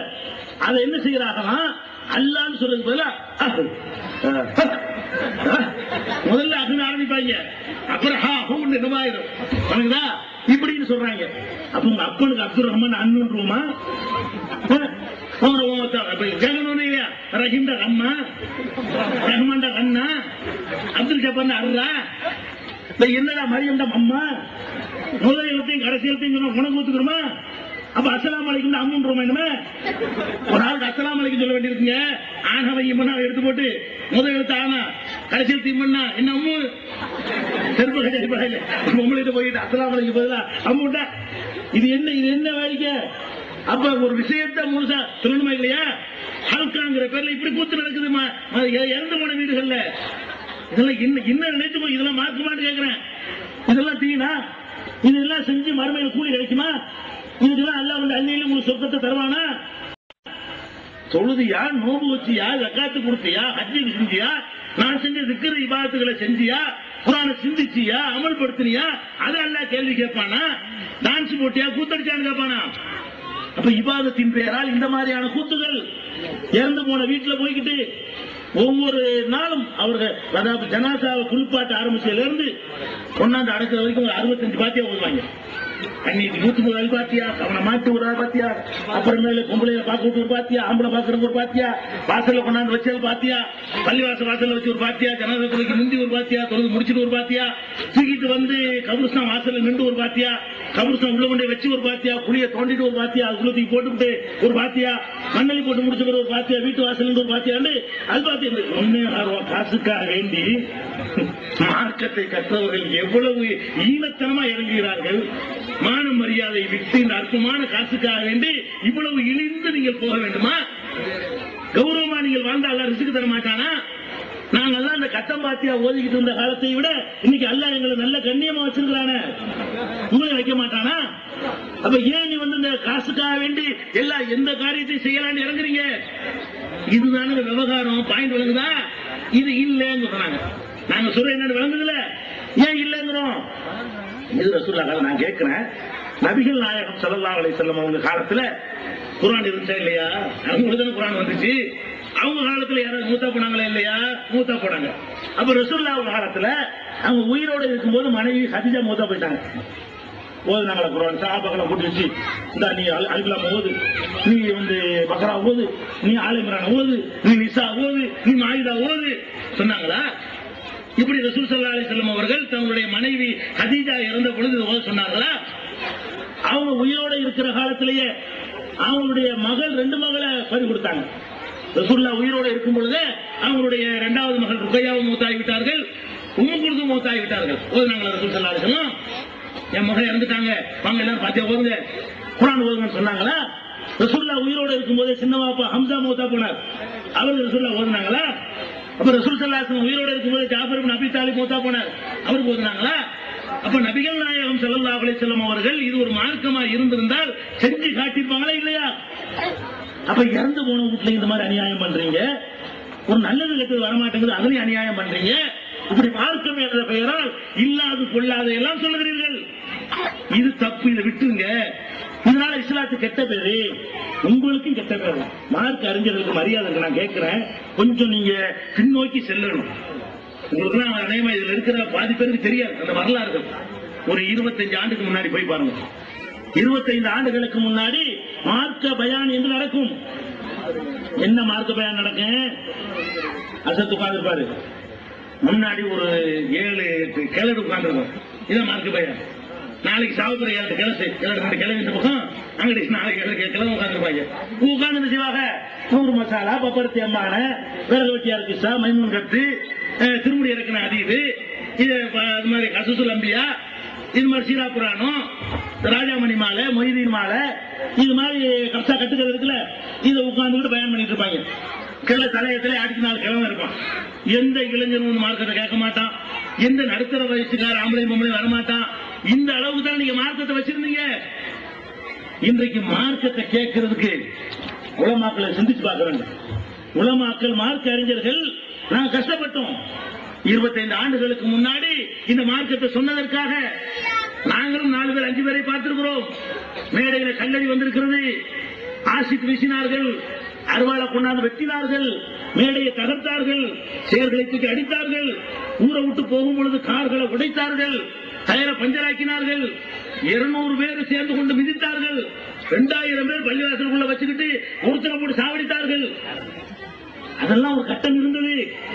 இன்றைக்கு என்ன நிலைமை? ஏன் நீங்கள் மார்க்கத்தை சொல்லும் பொழுது ஒருவரும் கேட்க வரவில்லை? உலமாக்கள் இதில் பாடங்கள் நம்ம பெருசா நினைச்சிட்டு இருக்காங்க. நம்ம பயங்கரமா மக்களை எல்லாம் கண்ட்ரோல்ல வச்சுக்கிட்டு இருக்கிறோம். பள்ளிவாசல் ஒண்ணு இருக்கிறதுனால அந்த கண்ட்ரோல்ல இருந்துகிட்டு இருக்கே தவிர, நீங்க சும்மா நடத்தும் யாராவது வர்றானா?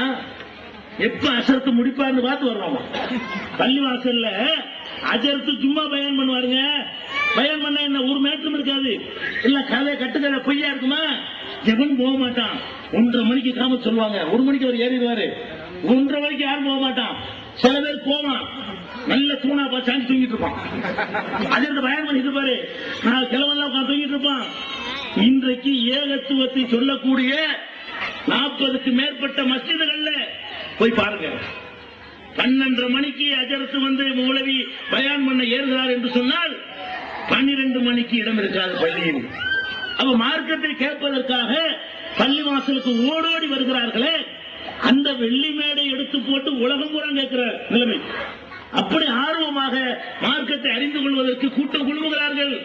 நான்லாம் வந்து சும்மா அன்னைக்கு 12க்கு பள்ளிக்கு போயாவனு, 12:05க்கு போனேன்னு வைங்க, 1 மணிக்கு தான் நான் ஏறணும். ஆனா நான் 12க்கு போய் உட்கார்ந்தவனே எனக்கு இடம் இருக்க தாண்டி போயிடாது. நான் 12:10க்கு போனேன்னு வைங்க, பள்ளிவாசல் நிறைஞ்சு போயிடும். நான் தெருவில் நிக்கணும், அம்புட்டு பேரை மிதிச்சுட்டு போக இயலாது. எதுக்கு இதை சொல்றேன்? மார்க்கத்தை கேட்கக்கூடியவர்களாக இன்னைக்கு மக்கள் வந்திருக்காங்களா இல்லையா?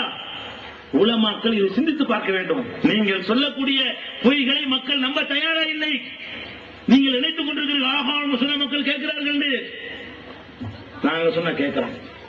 ஏன் கேட்கிறாங்க? நாங்க உள்ளதை மட்டும் சொல்கிறோம். நாங்கள் எந்த ஒரு எதிர்பார்ப்பும் இல்லாமல் செய்கிறோம்.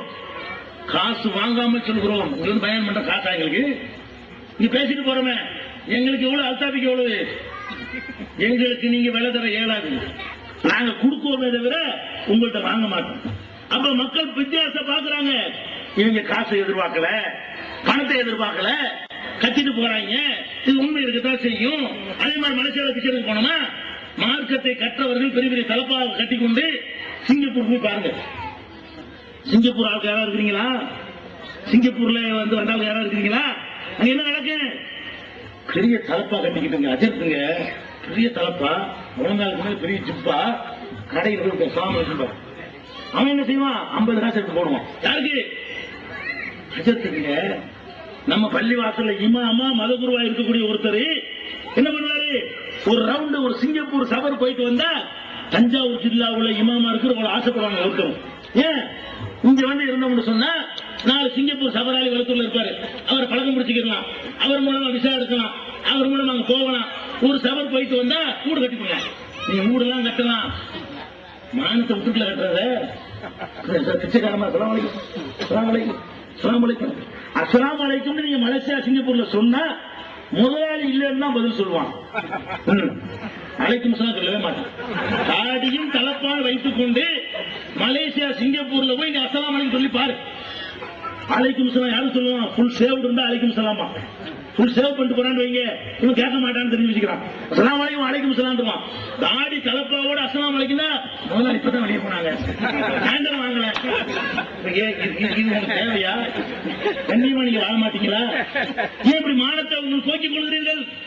காசு வரும் என்றால் மானத்தை விலை பேசுவீங்களா? நீங்க காசு வரும்னா எவ்வளவு கீழ்த்தரமா இறங்குவீங்களா என்று கேட்டால் கோவப்படுகிறார். என்ன பாருங்க, நல்லது தானே சொல்றோம், கெட்டதா சொல்றோம், அவ்வளவு வேணாம். அப்ப இன்றைக்கு நீங்கள் கண்ணு முன்னாடி பார்க்கிறீர்கள், குர்ஆன் ஹதீஸ் தான் என்று சொன்ன பிறகு மார்க்கத்தை அறிந்து கொள்கிற ஆவல் இப்படி வந்திருக்கிறது, இந்த அளவுக்கு வந்திருக்கிறது. அது மாத்திரம் இல்ல, ஒரு காலம் இருந்தது வரதட்சணை. இன்னைக்கு என்ன நிலைமை? வரதட்சணை நான் கேட்கிறது உலமாக்கள் பேசினாங்களா? வரதட்சணைங்கிற எவ்வளவு பெரிய பாவம். பெண்களை கசக்கி பிழிந்து பிச்சை எடுக்க வச்சு அவன் வாங்குற காசு ஒரு அநியாயமான காசு விலைக்கு சொன்னாரா இல்லையா? இந்த வரதட்சணை வாங்குவதை பற்றி மார்க்க அறிஞர்கள் பள்ளி வாசல்ல ஒழுங்கா பேசினார்களா? பேசியிருந்தா எங்களுக்கு வேலையே இல்லைங்க. பேசி நான் வந்து வரதட்சணை வாங்க மாட்டேன் என்று கல்யாணம் செய்யறேன். எங்க ஊர்ல 1980 எனக்கு திருமணம் நடக்கக்கூடிய நேரத்தில் ஊர்ல உள்ள அசரத்துல நம்பிட்டு பேரு, நீ எப்படி வாங்காம பண்ணுவ? பதிவு செய்ய மாட்டோங்கிறாங்க. ஏன் நாங்கெல்லாம் செய்யும்போது நீங்க எதுங்க சுத்தமோ, நாங்க மட்டும் திட்டு போயிடும். அப்ப அந்த அளவுக்கு வாங்க மாட்டோம்னு சொன்னா அவன் பாவி மாதிரி பார்க்கப்பட்டான். வாங்கல, தைரியமா நின்றோம், ஊரை எதிர்த்து நின்றோம். ஒட்டுமொத்த ஊரும் எதிராக வந்துச்சு, முடியாது, வாங்க மாட்டோம், கொடுப்போம், மகர் கொடுத்து கல்யாணம் பண்ணுவோம்னு சொன்னோம். இன்றைக்கு என்ன நிலைமை? லட்சம் இளைஞர்கள் வாங்க மாட்டோம் என்று சபதம் எடுத்திருக்கிறார்கள். பெண்கள் இன்னும் முழுசா வரவில்லை. நீங்களும் எங்களோடு சேர்ந்து சொல்லி இருந்தால் எப்போ மாற்றம் ஏற்பட்டிருக்கும். நீங்கள் என்ன செய்து கொண்டிருந்தீர்கள்? பள்ளி வாசலில் வைத்து அந்த வரதட்சணை பணத்தை வாங்குவார்கள். எப்படி வாங்குவாங்க? பள்ளி வாசல்லையோ அல்லது கல்யாண மணமகன் வீட்டிலையோ மணமகள் வீட்டிலையோ ஊருக்கு ஊர் மாறுபடும். சில ஊர்ல பள்ளி வாசல் அநியாயம் நடக்கும், சில ஊர்ல மாப்பிள்ளை வீட்டுல வச்சு நடக்கும், சில வீட்டுல பொண்ணு வீட்டுல வச்சு நடக்கும். என்ன நடக்கும்? எல்லாம் உட்காந்து சபையோர்லாம் உட்காந்துருப்பாங்க. சபையோர்னா யாரு? நிர்வாகிகள், நாட்டாமை, முத்தவள்ளி, பஞ்சாயத்து, அஜரத்து எல்லாம் உட்காந்துருப்பாங்க. அந்த பொண்ணு வீட்டாருக்கு ஒரு தட்டுல வச்சு மஞ்சள் துண்டை போட்டு போத்தி உள்ள ரூபாயில வச்சு தேங்காய் இளவு என்னமோ இல்லாத வச்சு அப்படி எடுத்து கொடுப்பாங்க. யாரு? பொண்ணு வீட்டுக்காரங்க அந்த தட்டத்துக்கு என்ன செய்வாங்க? கொடுப்பாங்க. யார்கிட்ட கொடுப்பாங்க? மாமன் வீட்டையா? முத்துவள்ளிட்ட. யார்கிட்ட கொடுப்பாங்க? ஊர் தலைவர் இருக்காருல்ல, அவ தொடுவாங்க. அப்படி அவ தொட்டு பிடிப்பா. எதுக்கு? நானும் இதுல பங்கு இல்ல. இந்த அக்கிரமத்துல, இந்த அநியாயத்துல பெண் வீட்டார கசக்கி புளிஞ்சு வாங்குறீங்க. இந்த பாவம் இதுக்கு நானும் சாட்சிதான். நானும் உடந்த நபர். முத்தவள்ளி செயலாளர் சொல்லுவாரு, பொருளாளர் சொல்லுவாரு, அம்மட்டு மெம்பர் சொல்லுவாங்க. பத்தாத்துக்கு ஊமை செய்தான் மாதிரி அஜித் உட்காந்துருப்பாரு. அவர் என்ன பண்ணு? அவர்கிட்ட போனோம்னா அப்படி தொட்டு எதுக்கு? அது பாத்தீங்கன்னா என்ன நல்ல உங்களுக்கு பாத்தியாங்கிறார். பாத்தியா அந்த அக்கிரமத்தை பாத்தியா? வேற ஒண்ணு இல்ல. அது பாத்தியா நமக்கு விளங்குது. அது அந்த அர்த்தம் இல்ல. பாத்தியா இந்த அநியாயத்தை? பாத்தியா இந்த அக்கிரமத்தை? பாத்தியா பள்ளி வாசல்ல வச்சு வரதட்சணை வாங்குற கொடுமையை? பாத்தியா? பாவி, நீங்கள் மார்க்கத்தை அறிந்த ஒரு மௌலவி என்ன செய்யணும்? தட்டி வீசிருக்க வேணாமா? யாரடா சாட்சியாக்குற? நபிகள் நாயகம் ஸல்லல்லாஹு அலைஹி வஸல்லம் அவங்கள்ட்ட ஒரு சஹாபி வருகிறார், முகீரான்னு நினைக்கிறேன். அவர் என்ன செய்யறாருன்னு கேட்டா, ஒரு சொத்து, அவருடைய சொத்தை அவர் மகனுக்கு கொடுக்கிறார். ஒரு இடத்தை, ஒரு நிலத்தை தன்னுடைய மகனுக்கு கொடுக்கிறார். அதுக்கு ரசூலுல்லாஹ்வை சாட்சியாக்கணுங்கிறதுக்காக கூட்டிட்டு அல்லாஹ்வுடைய தூதரே, என்னுடைய இந்த சொத்தை இந்த பையனுக்கு, என் மகனுக்கு நான் கொடுக்கிறேன், இதுக்கு நீங்க சாட்சியா இருங்க அப்படிங்கிறார். சொத்து ஹலாலான சொத்து, அவர் சொத்து தான் கொடுக்கிறார், அவர் மகனுக்கு தான் கொடுக்கிறார். அப்ப ரசூலுல்லாஹ் கேட்கிறாங்க, அலக்க வலதும் சிவாகு, இவர் மட்டும்தான் உனக்கு பிள்ளையா, வேற பிள்ளை இருக்குதா கேட்கிறாங்க. அவர் சொல்றாரு, இன்னொரு பிள்ளை இருக்குது, அவனுக்கு இந்த மாதிரி கொடுத்தியான்னு கேட்கிறாங்க. இந்த சொத்தை இவனுக்கு கொடுக்கறதுக்கு என்ன சாட்சியாக்குறிய? இவன் அண்ணனுக்கோ தம்பிக்கோ கொடுத்தியா? இல்ல. அப்ப ரசூலுல்லாஹ் சொல்றாங்க, இன்னீலா அஷ்ஹது அலா ஜூரின், அநியாயத்துக்கு நான் சாட்சி சொல்ல மாட்டேன். எது அநியாயங்கிறாங்க? பெத்த அப்ப அவன் சொத்தை அவன் பிள்ளைக்கு கொடுக்கறதுல காட்டிய சின்ன பாரபட்சத்தை அநியாயங்கிறாங்க. இது திருட்டு சொத்து இல்ல, சுரண்ட சொத்து இல்ல, யாரை ஏமாத்துற சொத்து இல்ல, அவர் சொத்து, அவர் பிள்ளை. இன்னொரு பிள்ளையை கொடுக்கலப்பா, நீ உனக்கு 2 பிள்ளை இருக்குல்ல, அதுல ஒரு சொத்தை ஒருத்தனை கொடுத்து ஒருத்தன் அம்மனோட பாக்குறேன், 2 பிள்ளைக்கும் கொடுக்கறதா இருந்தாப்பா நான் சாட்சியா இருக்கிறேன். ஒரு பிள்ளை கொடுக்கிறேன்னு வந்தால் நான் அநியாயத்துக்கு சாட்சி இருந்தாங்களே. இதை தெரிந்த மார்க்க அறிஞர்கள் என்ன செய்திருக்க வேண்டும்? நான் தானடா கிடைச்சேன், என்னைய கொண்டாந்து அது பாத்தியா சொல்ல வைக்கிறதா, நான் இந்த சபைக்கு வரமாட்டேன் என்று உலமாக்கள் சொன்னது உண்டா? பரவாயில்லை. அது பாத்தியா சொல்ல வைக்கிறதா, நான் இந்த சபைக்கு வரமாட்டேன் என்று உலமாக்கள் சொன்னது உண்டா? பரவாயில்லைங்க. நீங்க கடையநல்லூர், மேலப்பாளையம், இந்த மாதிரி ஊர்கள் தான் ஆலிம்களை சப்ளை பண்ணக்கூடிய ஊர். எந்த ஆலிமை எடுத்து பார்த்தாலும் எந்த ஊர்காரங்களா இருப்பாங்க? பெரும்பாலும் மேலப்பாளையத்துக்காரங்களா இருப்பாங்க, இல்லைன்னா கடைநல்லூர்காரங்களா இருப்பாங்க, இல்லைன்னா தென்காசி வடகரக்காரங்களா இருப்பாங்க. இந்த ஏரியாக்காரங்க தமிழ்நாடு முழுவதும் ஓடி போட்டு ஆலிம் சாவா இருக்கிறாங்க கூட அந்த ஊர்காரங்களா 99%. எங்களை மாதிரி 1-2 பேர் வெளி மாவட்டத்துக்காரங்களா இருக்கும். மேலப்பாளையத்துக்கு போனீங்கன்னா அங்க ரேட்டை இருக்கு. எப்படி? டாக்டருக்கு இவ்வளவு, வக்கீலுக்கு இவ்வளவு, வரதட்சணை, இன்ஜினியருக்கு இவ்வளவு, வெளிநாட்டு மாப்பிளைக்கு இவ்வளவு, ஆலிம் சாக்கு இவ்வளவு. எங்க மேலப்பாளையத்துக்கு போனீங்கன்னா, கடைநல்லூருக்கு போனீங்கன்னா, மார்க்கம் படிச்சார அவருக்கு இவ்வளவு நிர்ணயம் இருக்கிறது. என்ன மாப்பிள்ள? அஜர்த்து மாப்பிள்ளா 1 லட்சம் ரூபாய் கொடுக்கணும். இப்படி எழுதப்படாத விதி. டாக்டருக்கு ரேட் இருக்கிற மாதிரி இப்படி ஆக்கி வச்சிருக்கிறீங்களே. இப்ப இதையெல்லாம் சொன்னா போகிற விஷயம் வழங்குதா உங்களுக்கு? ஏன் எங்க மேல ஆத்திரப்படுறாங்க வழங்குதா? நாங்க என்ன உங்களுக்கு எங்களுக்கு என்ன பகை இருக்கு? முன்ன பின்ன பகை இருக்கா? ஒண்ணும் கிடையாது. அப்ப இந்த மாதிரியான அடிப்படையில மார்க்க அறிஞர் செயல்பாடு இருக்கு. நாங்கள் தவறு என்று சொல்கிறோம். வரதட்சணைக்கு துணை போய் கொண்டிருக்கிறார்கள். ஒரு காலத்தில் நம்ம சமுதாய இளைஞர்கள் எப்படி போய் கொண்டிருந்தார்கள்? எப்படி போனார்கள்? இன்னைக்கு திராவிட முன்னேற்ற கழகம், அன்னைக்கு திராவிட முன்னேற்ற கழகம் தோன்றிய காலத்துக்கு நீங்க திரும்பி பார்க்க வேண்டும். அந்த காலத்துல எல்லாம் அதுல இருந்தவன்லாம் யாருங்க? எங்க பாப்பா, எங்க சின்ன பாப்பா, உங்க பெரிய பாப்பா, ராமசாமி, கந்தசாமி எல்லாம் அந்த கட்சியில இருக்கவே இல்லை. யாரும் கிராமத்துல திராவிட முன்னேற்ற கழகம் என்ற அந்த கட்சி தோற்றுவிக்கப்பட்ட காலத்துல அண்ணாதுரை தான் கடவுள் என்று, கருணாநிதி தான் கடவுள் என்று நினைத்து அந்த கட்சிக்கு கொடியேற்றி ஊரை விட்டு விலக்கப்பட்டார்கள். பலவிதமான கொடுமைகளுக்கு ஆளாக்கப்பட்டார்கள். அப்படி நம்ம சமுதாயத்து இளைஞன் எல்லாம் எதுல போய் சேர்ந்தா, இந்த கட்சி என்ன சொல்லுகிறதோ எந்த அளவுக்கு பேரெல்லாம் மாத்தினாங்க. தென்காசியில ஒரு ஆள் சம்சீதில ஒரு பேரு, அவரு கருணாநிதி சொல்ல கேட்டு கதிரவன் மாத்தினாரு. சம்சீதில அரபி பேரான், கதிரவன் தமிழ் பேரான். அவரே மாத்த மாட்டேங்கிறாரு. இன்னைக்கு சன் டிவி இங்கிலீஷ் வச்சிட்டு இருக்கிறாரு. அத கதிரவன் டிவி அவர் வைக்கிறானா. அவரு பேரே தமிழ் கிடையாது. கருணாநிதிங்கிறது, கருணை என்பது தமிழ் கிடையாது, நிதிங்கிறது தமிழ் கிடையாது. அவர் தயாநிதியும் தமிழ் கிடையாது, கலாநிதியும் தமிழ் கிடையாது. அவர் வீட்டுல உள்ள அம்புட்டுமே ஸ்டாலின் தமிழ் கிடையாது. அவர் வீட்டுல எல்லாமே வடமொழி பேர் தான். அது மாதிரியா அந்த ராஜாத்தி என்ன தமிழா, தயாளு தமிழா? அப்ப தயாளு வந்தா தமிழ், அது கூட வர தயாளம்னா அது கூட வடமொழி தான். அப்ப இவர் முழுக்க முழுக்க தமிழை பேணாம வடமொழியில பேரை வச்சிட்டு இருப்பாரு. நம்மால் என்ன பண்ணா, சம்சீதனா கதிரவன் மாத்தினா, அபுல் ஹசன் அழகப்பண்ணு மாத்தினா. அபுல் ஹசன் அதுக்கு அர்த்தம் அபுண்ட அப்பன், ஹசன் அழகு, அபுல் ஹசன் அழகப்பன். அப்ப அழகப்பண்ணு பேரமாக்கி தெரிஞ்சானுவ. இப்படி எல்லாம் இருந்த ஒரு கூட்டத்தை இன்றைக்கு எப்படி மாத்திருக்குது? அந்த மாதிரி போய்கொண்டிருந்தவர்களை உலமாக்கள் என்ன செய்தீர்கள்? சினிமா நடிகனுக்கு பின்னாடி போன ரசிகர் மன்றம் வைத்துக் கொண்டு அதை தடுத்தீங்களா? எம்ஜிஆர் குடிச்சிட்டு வச்சு மிச்ச சோடாவை எடுத்து நம்ம தாய் கூலங்கள் குடிப்பதற்கு காரைக்கால போட்டிட்டு இன்னைக்கு நடக்குமா? அன்னைக்கு நடந்துச்சு. நீங்க கண்ணால பார்த்து ரத்த கண்ணீர் வடிச்சோமே, அவன் மிச்சம் வச்சுட்டு போன சோடாவை எடுத்து குடிப்பதற்காக போட்டி போட்டுக்கொண்டு நம் சமுதாயத்து தாய்மார்கள் அவனை ஒரே புனித பிறவி மாதிரி, அவனை பார்க்கிறதே பாக்கியங்கிற மாதிரி, அவனை தொடுவதே பாக்கியங்கிற மாதிரி, இந்த அளவுல இந்த சமுதாயம் போய்கொண்டிருந்தது. நடிகனுக்கு பின்னாடி, அரசியல்வாதிக்கு பின்னாடி. இதை தடுத்து நிறுத்துவதற்கு நீங்கள் என்ன செய்தீர்கள்? இன்றைக்கு வென்றெடுத்திருக்கிறோம். கருணாநிதி யார்? எம்ஜிஆர் யார்? நடிகர்கள் யார்? அரசியல்வாதி யார்? இவர்களை எல்லாம் விட உனக்கு வழிகாட்டு ரசூலுல்லாஹ் பத்தாதா?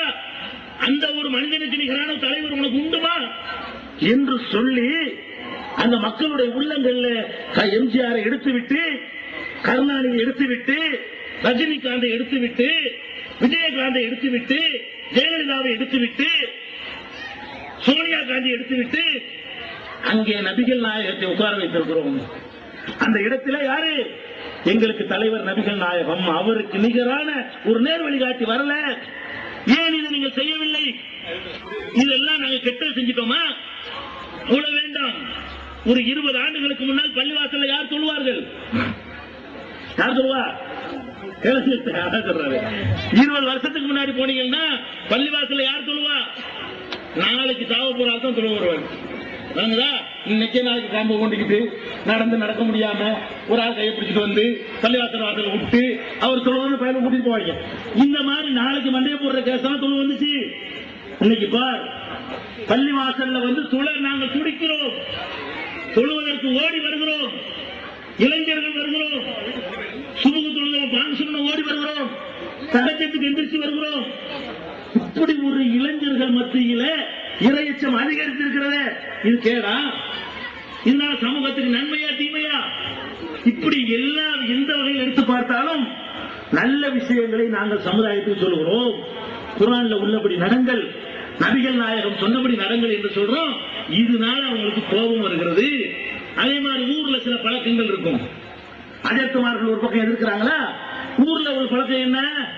ஏதோ இந்த அப்பம் பாட்டம் காலத்துல இருந்து செய்யறோம், இதை கண்டுக்கிறாங்க, வேற ஆதாரம்லாம் இருக்காதுங்க. அஜர்த்து சொல்றாரு என்பதற்காக மார்க்கத்தை மாத்திக்கிடுவாங்க. சில ஊர்கள் என்னன்னு கேட்டா அஜர்த்து கூட வேணாம் பாரு, விட மாட்டாங்க. ஏன்டா விட மாட்டேங்கிற?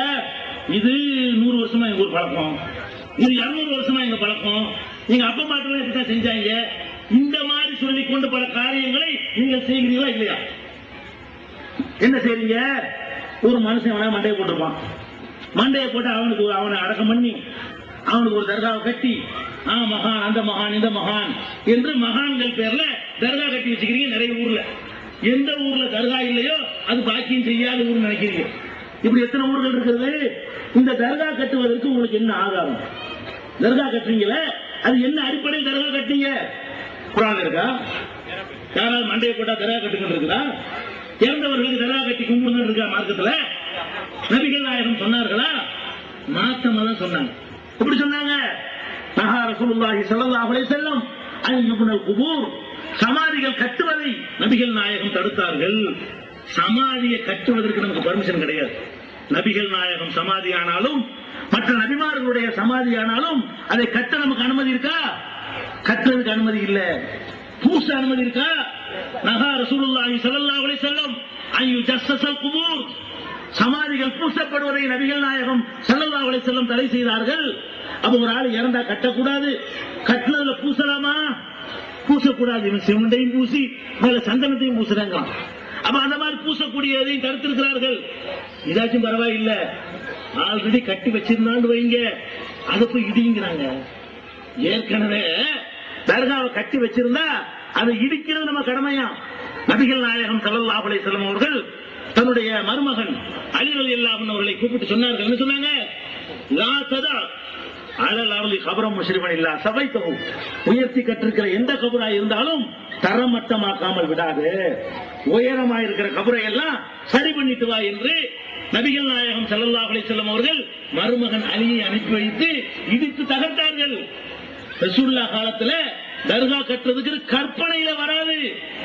நீங்க சவுதிக்கு போய் பாருங்க, தர்கா இருக்கா?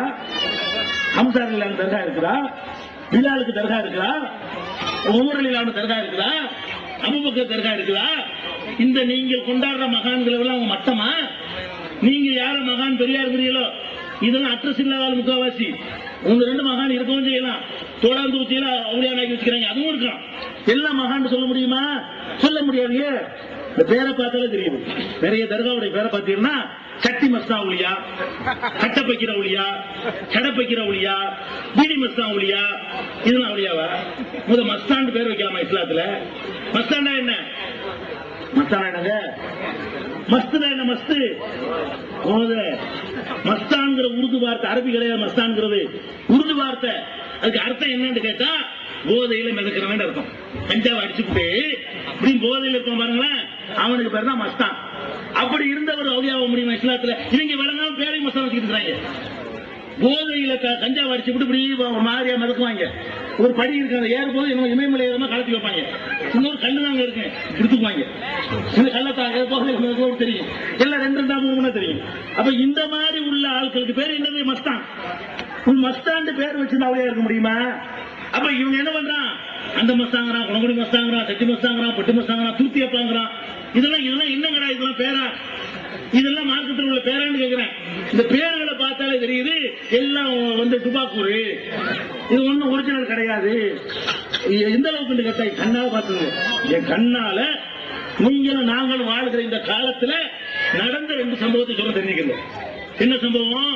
பொட்டல் புதுன்னு ஒரு ஊர் எங்க இருக்கு? திருநெல்வேலி மாவட்டத்துல பொட்டல் புது. அந்த ஊருடைய சிறப்பு என்னன்னு கேட்டா அங்க ஒரு தர்கா வச்சிருக்காங்க. என்ன தர்கா? முஹீதீன் அப்துல் காதிர் ஜிலானி தர்கா. அவர் அடங்கி இருக்கிறது பாக்தாதுல. ஈராக்ல, ஈராக்குடைய தலைநகரத்துல பாக்தாதுல அவர் அடங்கி இருக்கிறாரு. படிக்கிறார்ல யாரு? நம்ம நாவூர் அனிபா, பக்தாதில் வாழும் ஞானி முஹீதீன். அவர் பக்தாதுல இருந்துட்டு இருக்கிறார். அவர் அங்க உட்கார்ந்துகிட்டு பாம்பு அடிக்கிறாங்க, அதை ஒண்ணு தடுக்க முடியல அவருக்கு. அதுல போட்டாங்க அமெரிக்காக்காரன். அதெல்லாம் ஒண்ணும் இல்லன்னு காட்டுறதுக்காக எல்லாம் என்ன பண்ணா பக்தாதுல கொண்டு அப்துல் காதிர் ஜிலானி மண்டையில போட்டாங்க. அவரையும் தடுக்கவும் இல்ல, அதை காப்பாற்றவும் முடியல, சுக்குமலை செதுரி மலை கட்டி இருக்கிறாங்க. அப்ப அவர் அங்க அடங்கி இருக்கிறாரு. இவன் பொட்டல் போதுல என்ன பண்ணிவிட்டான் தெரியுமா? அவர் ஒரு நாள் இங்க வந்தாரா, ஒண்ணு செஞ்சாங்க அந்த இடத்துல. அதுக்கு அப்துல் காதிர் ஜிலானி பொட்டல் புதூர் தேடி வந்திருக்காரு. அங்க இருந்து இடம் கிடைக்காம, ஒண்ணு செய்ய தண்ணி கிடைக்காம அங்க இருந்து பக்தாதுல இருந்து புறப்பட்டு எங்க வந்தாரா? பொட்டல் புதூர்ல வந்து அவர் இந்தியாவுக்கு வந்ததே கிடையாது. பொட்டல் புதூர்ல வந்து என்ன செஞ்சாரா? ஒண்ணு செஞ்சாரா, இந்த இடத்துல ஒண்ணு செஞ்சாரு அப்படின்னு. ஆமா, அந்த இடத்துல என்ன செஞ்சிருக்காங்க? ஒரு தர்கா கட்டி வச்சுக்கிறாங்க. அது வந்துட்டு போகுது கபரு இல்லாத தர்கா. அதுல ஒரு யானை வச்சிருந்தாங்க வாசல்ல. யானை எதுக்கு வச்சாங்க? இந்து மத நம்பிக்கை பிரகாரம் யானைங்கிறது ஒரு புனிதமான ஒரு பிராணி. இஸ்லாத்துல எந்த பிராணியும் புனிதமானது கிடையாது. யானையா இருந்தாலும், கழுதையா இருந்தாலும், குதிரையா இருந்தாலும் பிராணிகள் எதுவும் புனிதமான பிராணி என்பது இஸ்லாத்தில் கிடையாது. அது ஒரு மிருகம், அவ்வளவுதான். மனுஷன் தான் வசந்தம். எந்த மனுஷனுக்கு மேல எந்த படைப்பும் கிடையாது. அது குதிரையோ கழுதையோ யானையோ பன்னியோ குரங்கோ மாடோ பசுவோ, நான் தான் ஃபர்ஸ்ட், மத்தல பின்னாடி. மனுஷன் ஆகிய நான் தான் வசந்தவன் அப்படின்னு சொல்லக்கூடிய மார்க்கம் இஸ்லாம். உலகத்து கர்ரம்னா பனி ஆதம், ஆதமுடைய மக்களைத்தான் நாம் மேன்மைப்படுத்தியிருக்கிறோம். இவன் என்ன பண்ணிட்டான், அந்த மக்களுக்கு விநாயகர் யானை தலை வச்சிருப்பாரு, அவங்களுக்கு யானை புனிதமானது. அதுக்காக என்ன பண்ணுவாங்க, கோயில் வாசல் ஒரு யானை நிப்பாட்டி வச்சிருப்பாங்க. அதுல போய் யானை ஆசி வாங்கிட்டு வருவாங்க. அந்த மக்கள் அவங்க நம்பிக்கை, நம்ம அதை குறை சொல்ல வேணாம், நம்மள உள்ளதான் நம்ம சரி பண்ணிட்டு போகணும். அப்ப அதை காப்பீடு என்ன பண்ணிவிட்டாங்க, பொட்டல் புதூர்லயும் ஒரு யானை கொண்டாந்து விட்டாங்க. பொட்டல் புதூர் தர்கா வாசல் ஒரு யானை நின்றுட்டே இருக்கும். அந்த யானைக்கு பேரு வேற மொய்தீன் பிச்சை. யானைக்கு பேரு என்ன, அவர் மொய்தீன் தானே, அவருடைய தர்கா தானே, அதனால யானைக்கு பேரு என்ன, மொய்தீன் பிச்சைன்னு பேர் வச்சுட்டாங்க. பொம்பளை எல்லாம் அங்க இருந்து திருநெல்வேலி மாவட்டத்து பொம்பளைங்க எல்லாம் நடந்தே போவாங்க. இதுக்கு யானைக்கு ஆசி வாங்குறது. என்ன ஆசி, ஒரு வாழைப்பழத்தை கொண்டு போகணும், யானைகிட்ட கொண்டு கொடுக்கணும். அது வாங்கிட்டு திருப்பி நம்மகிட்ட தரும். அந்த பிள்ளை உண்டாயிருக்கும். யானை கையில, அந்த யானை துதிக்கையில வாழைப்பழத்தை கொடுத்து திருப்பி அந்த பொம்பளைகிட்ட கொடுத்துச்சுன்னு வைங்க, கன்ஃபார்மா குழந்தை உண்டாயிருக்கும். அப்படிங்கிறதுக்காக வேண்டி இங்க இருந்து நடையா நடந்து கடையநல்லூர்ல இருந்து மேலப்பாளையத்துல இருந்து இப்படி பல ஊர்கள்ல இருந்து என்ன செய்வாங்க, புறப்பட்டு போவாங்க. அந்த மொய்தீன் பிச்சை மண்டை போட்டாரு. யானை செத்து போச்சுங்க. யானையை கொண்டாடி இருந்தாங்களா இல்லையா, அந்த யானை செத்து போச்சு. செத்தவன என்ன பண்ணிவிட்டாங்க, நமக்கு தெரிஞ்சு நடந்தது, நமக்கு தெரிஞ்சு செத்தவன அம்புட்டு பேரும் சேர்ந்து யானைக்கு ஒரு பெரிய சந்தாக்குப்பட்டியை செஞ்சு அதுக்கு ஜனாசா தொழுச்சு. யானைக்கு ஜனாசா தொழுவாங்க, காவல் மிருகத்துக்கு ஜனாசா தொழுவா. ஜனாசா தொழுகா எதுக்கு தீருது, மனுஷன் பாவம் செய்வான், அவனை பாவத்தை மன்னிக்கிறதுக்காக வேண்டி செய்ய. மிருகத்துக்கு பாவம் உண்டா, அதுக்கு ஹலால் ஹராம் உண்டா, அதுக்கு கொண்டாட்டி புருஷன் அப்பாட்டி ஏதாவது உண்டாதுக்கலாம், அதுக்கு திருப்தி ஹலாலான சம்பாத்தியம் உண்டா, எது கிடைக்கிறது சாப்பிட்டுக்கலாம், ஊட்டிதா அப்படி நல்லா காப்பானா.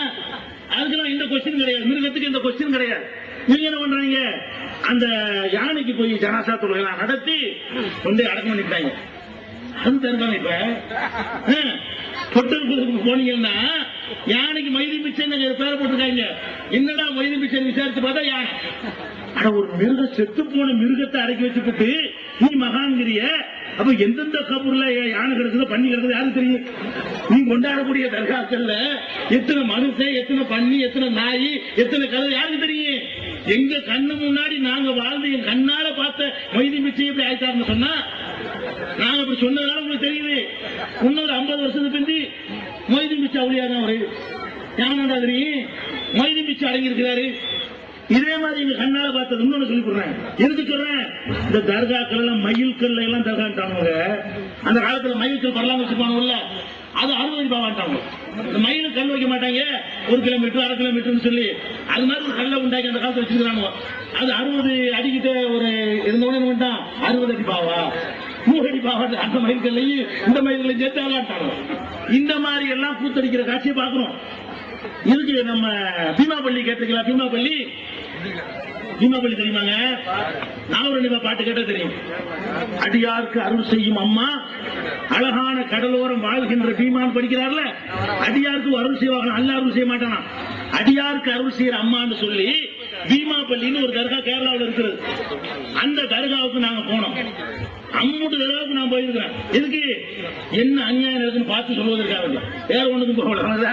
அந்த காலத்துல அதுல எல்லாம் நம்ம காப்பாத்தி வந்துருக்கோம். இந்த தர்காவுல கத்தம் பாத்தி அதுல நம்ம இருந்தமே தவிர தர்காவுக்கு போறது அந்த காலத்துல காப்பாத்திக்கிட்டோம். அப்ப அந்த அங்க போறோம், தர்காவுக்கு போறோம், என்ன நடக்குன்னு பாக்குறதுக்கு. அங்க போனா ஒருத்தன் குளிச்சு ஒரு 10 வருஷம் இருக்கும். நல்ல முட்டிய பாத்தீங்கன்னா அப்படி திப்பியா அப்படி கத்தியா தொங்குது. அப்படி ஒருத்தனை உட்கார வச்சிருக்காங்க. நகம் இவ்வளவு பெருசா இருக்குது. நகம் அவன் வெட்டி இருக்க மாட்டான், வாழ்க்கையில நகம் வெட்டி இருக்க மாட்டான் போல இருக்கு. நகத்தை பெருசா வைத்துக் கொண்டு சடை மாதிரி போட்டுக்கொண்டு பீடியை குடிச்சிட்டு உட்கார்ந்துட்டு இருக்கிறான். இவன் என்ன பண்ணிட்டான், இவன்கிட்ட போய் ஆசை வைட்டு இருக்காங்க. அது கிறுக்கன் கட்டி போட்டுருக்காங்க. அவன் கிறுக்கலாம் தெரியாம போய் அவன் பாட்டு சாதுவாயிட்டானா அவன் அவுத்து விட்டாங்க. அவன் பாட்டு உட்காந்துருக்காங்க. கண்ணால பாக்குறோம், காலில் வந்து ஆசை வாங்குறாங்க. அவன் பீடியை தூக்கி எரிஞ்சான். இவன் ஆசையை நினைச்சிட்டு போறாங்க. இப்படியே நடந்துட்டு இருக்கான். மண்டையை போட்டுட்டான். உள்ளுக்கு அவனை அடக்கிட்டு பீடி மஸ்தான் விளையாண்டாங்க. இப்ப போய் பார்க்கலாம். நீங்க பீமாபள்ளி தர்காவுக்கு போனீங்கன்னா அதுக்குள்ள 2 in 1, ஒண்ணுக்குள்ள 2 இருக்கும். உள்ள போனீங்கன்னா இருக்கு பீமாபள்ளி தர்காவும் இருக்கு, அதுக்கு பக்கத்துல எதுவும் இருக்கு, பீடி மஸ்தான் விளையாண்டு ஒண்ணு இருக்கு. என்னடா பீடி மஸ்தான்னா, இந்த பீடி அடிச்சுட்டு இருந்தாருல அவர் போட்டோ வச்சு போனோம். அந்த போட்டோ பத்தில காமிச்சு போட மாதிரி இருக்கும். அதை வாங்கி பாக்கெட்ல வச்சுட்டு பீடி கட்டு தான் காணிக்க அவருக்கு. அந்த தர்காக்கு என்ன காணிக்க? பக்கத்துலயே ஒரு கடை வச்சிருப்பாங்க. அவர் என்ன பிராண்டு குடிச்சாரு அந்த பிராண்டு பீடி வச்சிருப்பாங்க.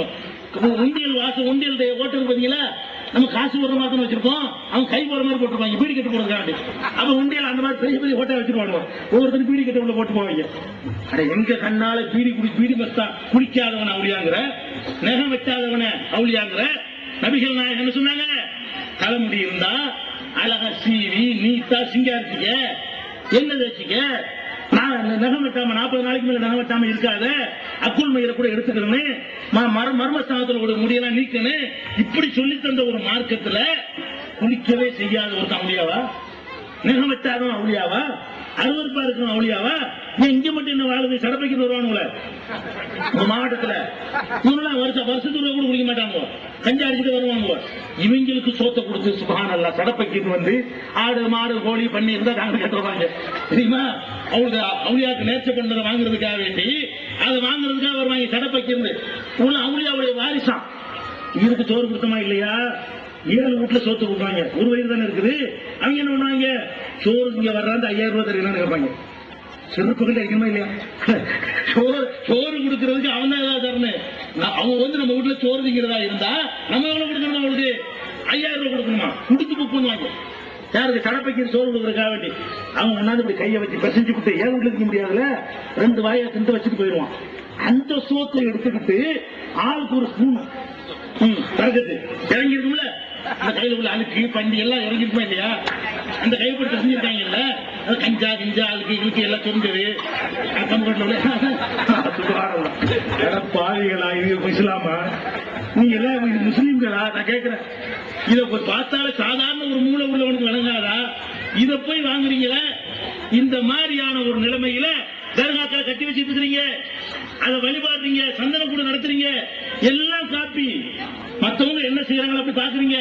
அவங்க தேர்ந்தெடுத்தார்கள்னா நீங்க சந்தனம் கூடுன்னு போட்டுக்கிறீங்க, அவங்க துவஜாரோகணம்னா நீங்க கொடியேற்றுறீங்க, அவங்க உண்டியல் வச்சா நீங்கள் உண்டியலுங்கிறீங்க, அவங்க மயிலர் கட்டை அடிச்சாங்கன்னா நீங்கள் மயிலர் கட்டையில அடிக்கிறீங்க, அவங்க பிரசாதம் கொடுத்தாங்கன்னா பொருளை மாத்திக்கிறது. அவங்க கொடுக்குற பிரசாதம் என்னவா இருக்கு? பாலுகள் இந்த மாதிரி ஏதாவது கொடுப்பாங்க. சக்கரை, காஞ்சி போன பூவு, பாச்சாம்பள்ளி எல்லாம் உளுந்த எண்ணெய் அங்க வச்சு எடுக்கிறது கபூர்ல. அது ராத்திரி பூரா பாச்சாம்பள்ளி எல்லாம் உளுந்து கிடக்கும். அந்த எண்ணெய் எல்லாம் நம்ம பிரசாதம் கொடுப்பாங்க. அட பாவையில இது என்ன மார்க்கம்? இதான் மார்க்கமா? இதெல்லாம் தப்புன்னு சொன்னா எதுக்கு உங்களுக்கு கோபம் வருது? திருத்திக்கிற வேண்டியதானே? இதெல்லாம் இருக்குன்னா குரான்ல காட்டு. நாங்களும் திட்டு போறோம், நாங்களும் தரா கட்டிட்டு போறோம். நான் என்ன கேட்கிறோம்? இப்ப இந்த காரியங்கள்லாம் செய்யணும் நெசமா நீங்க சொல்றீங்களா? நாங்க அதை மறக்க மாட்டோம். குரான்ல இருந்து காட்டி கொடுங்க. இன்னும் கட்டுங்க இருக்கு, என்ன கூட அடிச்சு கூட தர கட்டிக்கங்க. நான் சொல்ல மாட்டேன். ஏன் மார்க்கத்துல கட்ட வேண்டியதானே? மார்க்கத்துல இருந்தா கட்டிட்டு போங்க, நல்லா கூப்பிட்டு போங்க. இடிக்க சொன்னாங்க ரசூல் ஸல்லல்லாஹு அலைஹி வஸல்லம். மரணிக்கிறதுக்கு 5 நாளைக்கு முன்னாடி, மரணிக்க முன்னாடி என்னங்க பேசுவோம்? நம்ம முக்கியமானதானே பேசுவோம். நமக்கு முகத்துல நெருங்கிடுச்சுன்னு வைங்க, எதை பத்தி பேசுவோம்? 4 நாள் 8 நாள் பேசுவோம். இந்த அந்த பேங்க்ல இவ்வளவு ரூபா இருக்கு, இந்த அதுக்கு கீழே இவ்வளவு வச்சுக்கிறேன், இதுல உள்ள நகை வச்சிருக்கிறேன், இந்த அவனுக்கு 50 லட்சம் ரூபாய் கொடுத்துருக்கிறேன், பெருசு பெருசாதான் சொல்லிட்டு போவோம். சின்னதுக்கு முக்கியத்துவம் கொடுக்க மாட்டோம். அவன் 4 நாள் தரணும், இவன் 12 காசு தரணும், அவன் 1.5 நாள் தரணும் சொல்லுவானா? சாவுறதுக்கு முன்னாடி எதை பேசுவான் ஒருத்தன்? இந்த முக்கியமான மேட்டர் தான் ஒரு மனுஷன் பேசுவான். நபிகள் நாயகம் ஸல்லல்லாஹு அலைஹி வஸல்லம் அவர்கள் மரணிப்பதற்கு 5 நாள் இருக்கும்போது சொன்னார்கள். ஆயிஷா நாயுடைய மடியில சாய்ந்து கொண்டு சொல்றாங்க, லஅனல்லாஹுல் யஹூத வன் நஸாரா, யஹூதிகளையும் நஸாராக்களையும் அல்லாஹ் நாசமாக்கட்டும். யார் சொல்றா? ரசூலுல்லாஹ். எதுக்கு நாசமாக்க சொல்றாங்க? இத்தகது குபூர் அம்பியாயிஹிம் மசாஜித், தங்களுடைய நபிமார்கள் அடக்கம் செய்யப்பட்ட இடங்களை எல்லாம் மஸ்ஜிதுகளாக தர்காக்களாக ஆக்கிவிட்டார்களே, அவங்களை அல்லாஹ் நாசமா ஆக்கட்டும். யார் தர்காவ? சோழாந்துருத்தி இல்ல, மைதி பிச்சை இல்ல, சடப்பக்கிற்கு இல்ல, வீடு மஸ்தானுக்கு இல்ல, நபிமார்களுக்கு. நபிமார்களுக்கு தர்கா கட்டினானே அவனே நாசமாகட்டும்னா நீ பள்ளி பாச்சானு கட்டினவங்க என்ன ஆகும்? குரங்குக்கு தர்கா கட்டி வச்சிருக்கான் அனுமார முடியாது வடக்கம்மா பட்டணத்துல ஒண்ணு அனுப்பிள்ளைக்கு அவளியா சங்கரமந்தல்ல. அப்ப என்ன நம்ம பார்க்கிறோம்? மிருகத்துக்கு எல்லாம் அவளியா கட்டிக்கிறீங்களா? ரசூலுல்லாஹ் என்ன சொல்றாங்க? நபிமார்கள் தான் இறை அடியார்கள் என்பது கன்ஃபார்ம். மற்ற யாரும் இறை அடியார்கள் சொல்ல முடியாது. என்னை நல்லவன் சொல்லலாமா? நான் நடிக்கலாம், என்ன நல்லவமா நீங்க நினைக்கலாம். எந்த ஒரு ஆளை பத்தியா நீங்க நல்லவன் சர்டிபிகேட் கொடுக்க இயலுமா? எந்த ஆம்பளைக்கும் கொடுக்க இயலாது, எந்த பொம்பளைக்கும் கொடுக்க இயலாது. நபிமார்களுக்கு கொடுக்கலாமா இல்லையா? அல்லாஹ்வுடைய தூதர்களுக்கு கொடுக்கலாமா இல்லையா? அவங்க நிச்சயமா நல்லடியார்கள். அந்த நிச்சயமான நல்லடியார்களுக்கு தர்கா கட்டினாங்களே, அவங்கள அல்லாஹ் நாசமா ஆக்கட்டும்ங்கறாங்க ரசூல் ஸல்லல்லாஹு அலைஹி வஸல்லம். இது ஆயிஷா நாயகி சொல்லிவிட்டு நமக்கு சொல்றாங்க, லவ்லா ذلك அப்ரஸு கப்ரஹு. இப்படி ரசூலுல்லாஹ் எச்சரிக்காவிட்டால் அவங்க கபூர்லையும் தர்கா கட்டியிருப்பார்கள். கடுமையா எச்சரிக்கை பண்ணதுனாலதான் அங்க சந்தன கூடு இல்ல, திருவிழா இல்ல, அடைச்சு வச்சிருக்கிறாங்க. எதுக்கு? அடைக்காம இருந்தா மண்ணை தின்னு அழித்து விடுவோம், கிணறுலாம் இருக்காங்க. எதுக்கு அடைச்சு வச்சுக்கிறாங்க? ஜம்சம் தண்ணி கொண்டு வர்ற மாதிரி ரசூலுல்லாஹ்வுடைய அரக்கத்தலத்தை ஓபன் பண்ணி விட்டான்னு வைங்க, உள்ள போய் திண்ணல் அடிச்சு மண்ணன் கொண்டு வந்துருவாங்க. அந்த மண்ணை கொண்டாந்து விற்பாங்க. அந்த வீட்டுல படி பாசு பண்ணி வச்சுக்க, வீடு கட்டும் அதை போயிடுமாங்க. அப்புறம் மதீனாவுல அந்த அரக்கத்தலம் பூரா என்ன ஆயிரும், பெரிய அண்டர் கொண்டா போயிடும், உலகத்துல பெரிய சுரங்கமாயிரும். அதுக்காக வேண்டி அடைச்சு வச்சிருக்காங்களே தவிர இது தர்கா உண்டா, விழா உண்டா, சந்தனக்கூடு உண்டா, கொடியேற்றம் உண்டா, சட்டம் உண்டா, ஒண்ணும் கிடையாது. அப்ப ரசூல் ஸல்லல்லாஹு அலைஹி வஸல்லம் அவர்கள் எதை மரணிக்கிற நேரத்தில் தடை செய்தார்களோ அதை மார்க்கம் என்று சமுதாயம் செய்கிறது. சொன்னா இது 10 வருஷமா இருக்கிறது, இது 50 வருஷமா இருக்கிறது. அப்ப எதுல சாபம் சொன்னாங்களோ அது நல்லதா? ஊருக்கு நன்மையா? அது எதுல அல்லாஹ்வுடைய சாபம் இறங்குது என்று ரசூலுல்லாஹ் சொன்னார்களோ அது ஒரு ஊர்ல இருந்தால் அது நன்மையை தருமா, நமக்கு பாவத்தை தருமா? அப்ப இந்த மாதிரியான பல கோளாறுகள் இந்த சமூகத்தில் நிலவுறதை பார்க்கிறோம். இதையெல்லாம் சரி செய்கிறது தான் இந்த 25 ஆண்டுகளாக நாங்கள் செய்து கொண்டிருக்கிறோம். இதோட நாங்க நிக்கல. இப்ப தெளிவா சொல்றேன், மார்க்க விஷயத்தில் நாங்கள் சொல்லக்கூடிய செய்தி இதுதான். இது என்ன விஷயமா இருந்தாலும் குர்ஆன்ல இருந்தா செய்யுங்க, ரசூலுல்லாஹ் சொன்னா செய்யுங்க. வேற எவன் சொன்னாலும், நாங்க சொன்னாலும் செய்யாதீங்க, தௌஹீத் ஜமாத் சொன்னாலும் சொல்லாதீங்க, பக்கீர் முகமது அல்தாஃபி சொன்னாலும் செய்யாதீங்க, ஜெயிலாபி சொன்னாலும் சொல்லாதீங்க. குர்ஆன்ல இருக்கிறத சொன்னா செய்யுங்க, ரசூலுல்லாஹ் சொன்னதை எடுத்து காட்டி சொன்னால் செய்யுங்க. நானா இஷ்டத்துக்கு விட்டு அடிச்சா செய்யாதீங்க. இது நாங்கள் அடிப்படையாக சொல்லக்கூடிய விஷயங்கள். இதோடு நாங்கள் நிறுத்திக் கொள்ளவில்லை. இதுக்கு அப்புறம் இன்னும் பல விஷயங்களை பார்க்கிறோம். அந்த சமூகம் எந்த அளவுக்கு பின்தங்கி இருக்கிறது, இந்த சமூகத்துடைய பொருளாதாரம் எவ்வளவு தரம் தாழ்ந்து இருக்கிறது, இந்த சமுதாயத்தில் வறுமை கோட்டுக்கு கீழே உள்ள மக்கள் எவ்வளவு பேர் இருக்கிறார்கள். ஒரு நாளைக்கு சோத்துக்கு, ஆடைக்கு, அது மாதிரி தங்குற இடத்துக்கு 5 ரூபாய் சம்பாதிக்க முடியாதவன் 50 பேருக்கு மேல இருக்கான். தஞ்சை மக்களுக்கு இது தெரியாது. சாப்பாடு வேணுங்கிறவங்க டோக்கன் வாங்கிக்கலாமா, 10 ரூபா கொடுத்து டோக்கன் வாங்கிக்கிட்டா சாப்பாடு கிடைக்கும். சரியா? அப்ப நம்ம என்ன பார்க்கிறோம், இந்த சமூகத்தினுடைய அவல நிலையை பார்க்கிறோம்.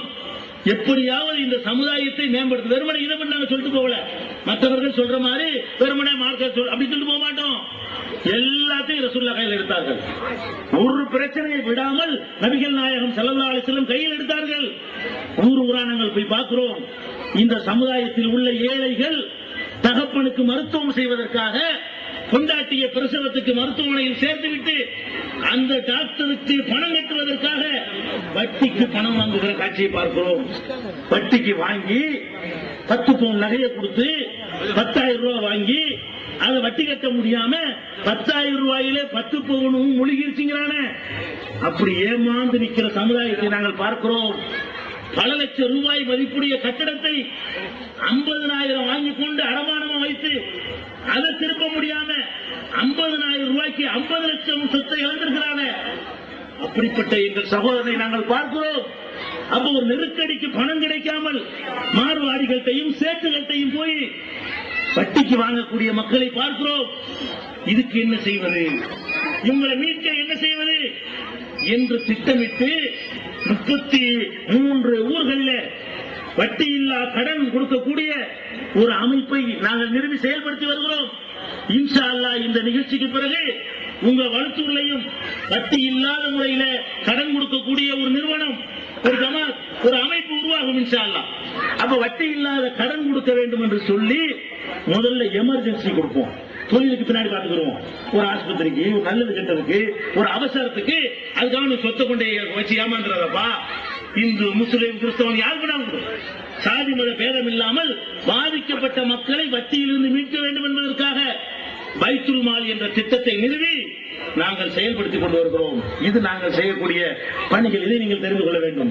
அது மாத்திரமில்லை, எத்தனையோ முஸ்லிம் அல்லாத சகோதரர்கள் இந்த இஸ்லாத்தை அறிந்து கொள்வதற்காக ஓடி வருகிறார்கள். நாங்கள் எல்லாம் சிறுவர்களாக இருந்த நேரத்தில் கலிமா சொல்ல வந்தால் விரட்டடிப்பார்கள்.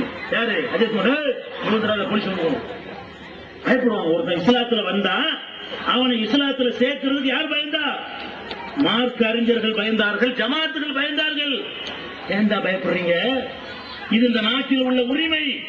திமுகவில் உள்ள அண்ணா திமுகவில் சேரலாம் என்றால், அண்ணா திமுகவில் உள்ளவன் திமுகவில் சேரலாம் என்றால், ஏன் ஒரு இந்து மதத்திலேயோ கிறிஸ்தவ மதத்தில் உள்ளவன் இஸ்லாத்தில் சேர முடியாது? அவனுக்கு விரும்பிய கொள்கையை தேர்ந்தெடுக்கிறான். அதை தடுக்க எந்த சட்டத்தினாலே ஒண்ணும் செய்ய முடியாது என்று சொல்லி அப்படி வரக்கூடிய மக்களுக்கு அபிடவிட் போடுகிறோம், கெஜெட்ல அவருடைய பெயர்களை மாற்றுகிறோம், சுண்ணத்து செய்து கொடுக்கிறோம். 3 மாதங்களை அவர்களுக்கு தங்க வைத்து அவர்களுக்கு தேவையான உணவு, புத்தகம் அனைத்தும் போக்குவரத்து செலவு உட்பட இலவசமாக செய்து 2 சென்டர்களை ஆண்களுக்கும் 1 சென்டரை பெண்களுக்கும் நடத்தி கொண்டிருக்கிறோம். நாங்க என்ன செய்யணும் சொல்றோம்? இதெல்லாம் செஞ்சீங்களா?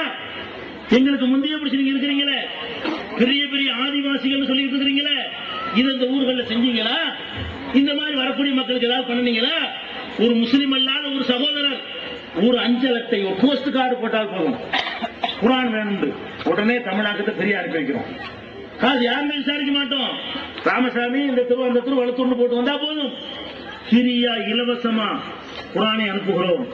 அவர் இன்னென்ன தலைப்பில் எனக்கு சந்தேகம் இருக்கிறது என்று கேட்டால் அவருக்கு தேவையான புத்தகங்கள், சீடிகளை இலவசமாக நாங்கள் அனுப்பி வைத்துக் கொண்டிருக்கிறோம். இந்த சேவைகளை நாங்கள் செய்து கொண்டிருக்கிறோம். அது மாத்திரம் இல்லாமல் இந்த சமுதாயம் பாதிக்கப்படக்கூடிய நேரத்தில் அவர்களுக்கு குரல் கொடுப்பதற்காக, கட்டி எழுப்புவதற்காக வீரியமிக்க போராட்டங்களிலையும் நாங்கள் குதிக்க வேண்டிய நிலை வந்தால் அதிலையும் குதிக்கிறோம். ஜெயலலிதா அவர்கள் நரேந்திர மோடியை வரவேற்ற பொழுது, ராஜசேகர் ரெட்டியை கண்டித்த பொழுது, பலவிதமான விஷயங்களை நமக்கு எதிரான கருத்துக்களை தெரிவித்த பொழுது அவருக்கு எதிராக முதல் போராட்டத்தை நடத்தியவர்கள் யார் என்றால் தமிழ்நாடு தௌஹீத் ஜமாத்தை சேர்ந்தவர்கள். அமெரிக்காவிலே குர்ஆனை கிழித்து கழிவறைகளை வீசினார்களே, அதை எதிர்த்து நடக்கிற போராட்டமாக இருந்தாலும், அமெரிக்க அதிபருக்கு பட்டு கம்பளம் விரித்து வரவேற்றார்களே, அதை கண்டிக்கிற போராட்டமாக இருந்தாலும், பொய் வழக்குகளாக இருந்தாலும், அனைத்துக்கும் வீதியை இறங்கி போராடக்கூடிய, சிறை செல்லக்கூடிய மக்களை நாங்கள் தயாரித்து வைத்திருக்கிறோம். இன்னைக்கு தலை நிமிர்ந்து வாழ்றீங்க. ஒரு 20-15 ஆண்டுகளுக்கு முன்னால் கற்பனை செய்து பார்க்க வேண்டும். போலீஸ் ஸ்டேஷன்ல போய் கம்ப்ளைண்ட் கொடுக்க போனா எப்படி வந்தீங்க? பாகிஸ்தான் கூட இன்னைக்கு சொல்லுவாரா? இன்னைக்கு ஒரு போலீஸ் ஸ்டேஷன் சொல்ல முடியுமா? எஸ்பி சொல்லுவாரா? டிஜிபி பிடிச்சு கேட்போம், முழுக்குவோம். அப்ப இந்த சமுதாயம்னா ஒரு 2ஆம் தர குடிமக்களாக நடத்தப்பட்ட நிலையை இந்த 25 ஆண்டு கால உழைப்பில் மாற்றி இன்றைக்கு உங்களால் பொய் வழக்கு போட முடியுமா? சும்மா பிடிச்சி விசாரணை கூட்டிக் கொண்டு வழக்குல தடாப்புடான்னு சேர்த்தீங்களே, இன்னைக்கு சேர்க்க விடுவோமா? அப்ப இந்த சமுதாயத்திற்கு பாதிப்பு வரக்கூடிய நேரத்தில் எல்லாம் வீதியில இறங்கி போராடக்கூடிய பணிகளை இன்னொரு பக்கம் செய்து கொண்டிருக்கிறோம். இரத்த தானம்.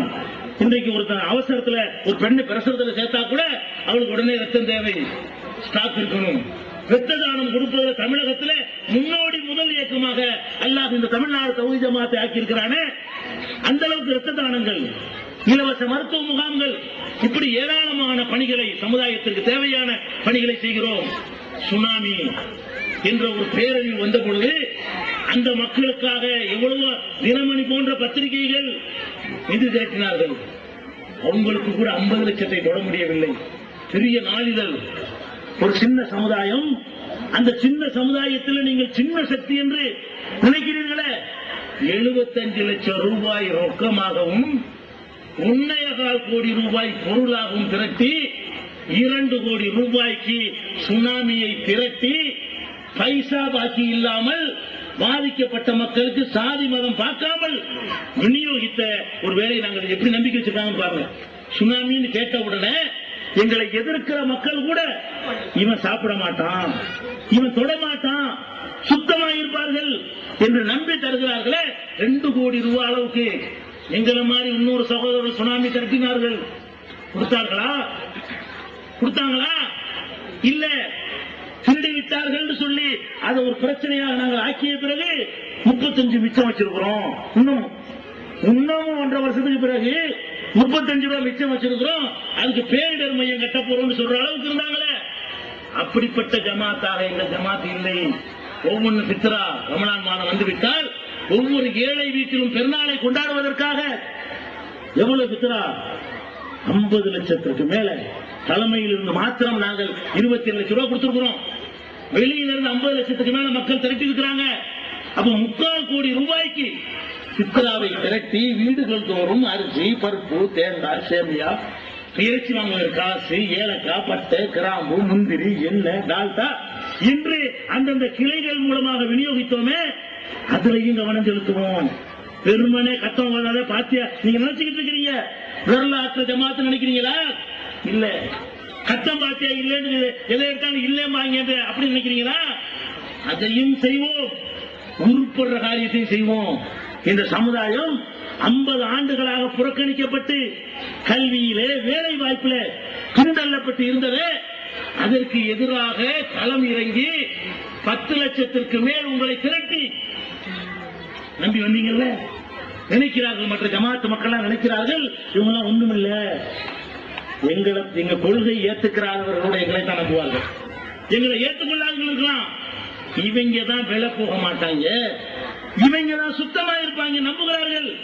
நம்பி வந்தீர்கள், 10 லட்சம் மக்கள் வந்தீர்கள். உங்களை வச்சு நாங்கள் பேரம் பேசவில்லை. இடஒதுக்கீடு தரக்கூடியவர்களுக்கு தான் தேர்தலில் ஆதரவு என்று சொன்னோம். இடஒதுக்கீடு தருவதாக இருந்தால் நேரடியாக தர முடியாது, ஒரு கமிஷன் போட வேண்டும். சுப்ரீம் கோர்ட்ல தீர்ப்பளித்திருக்கிறார்கள். என்ன தீர்ப்பு?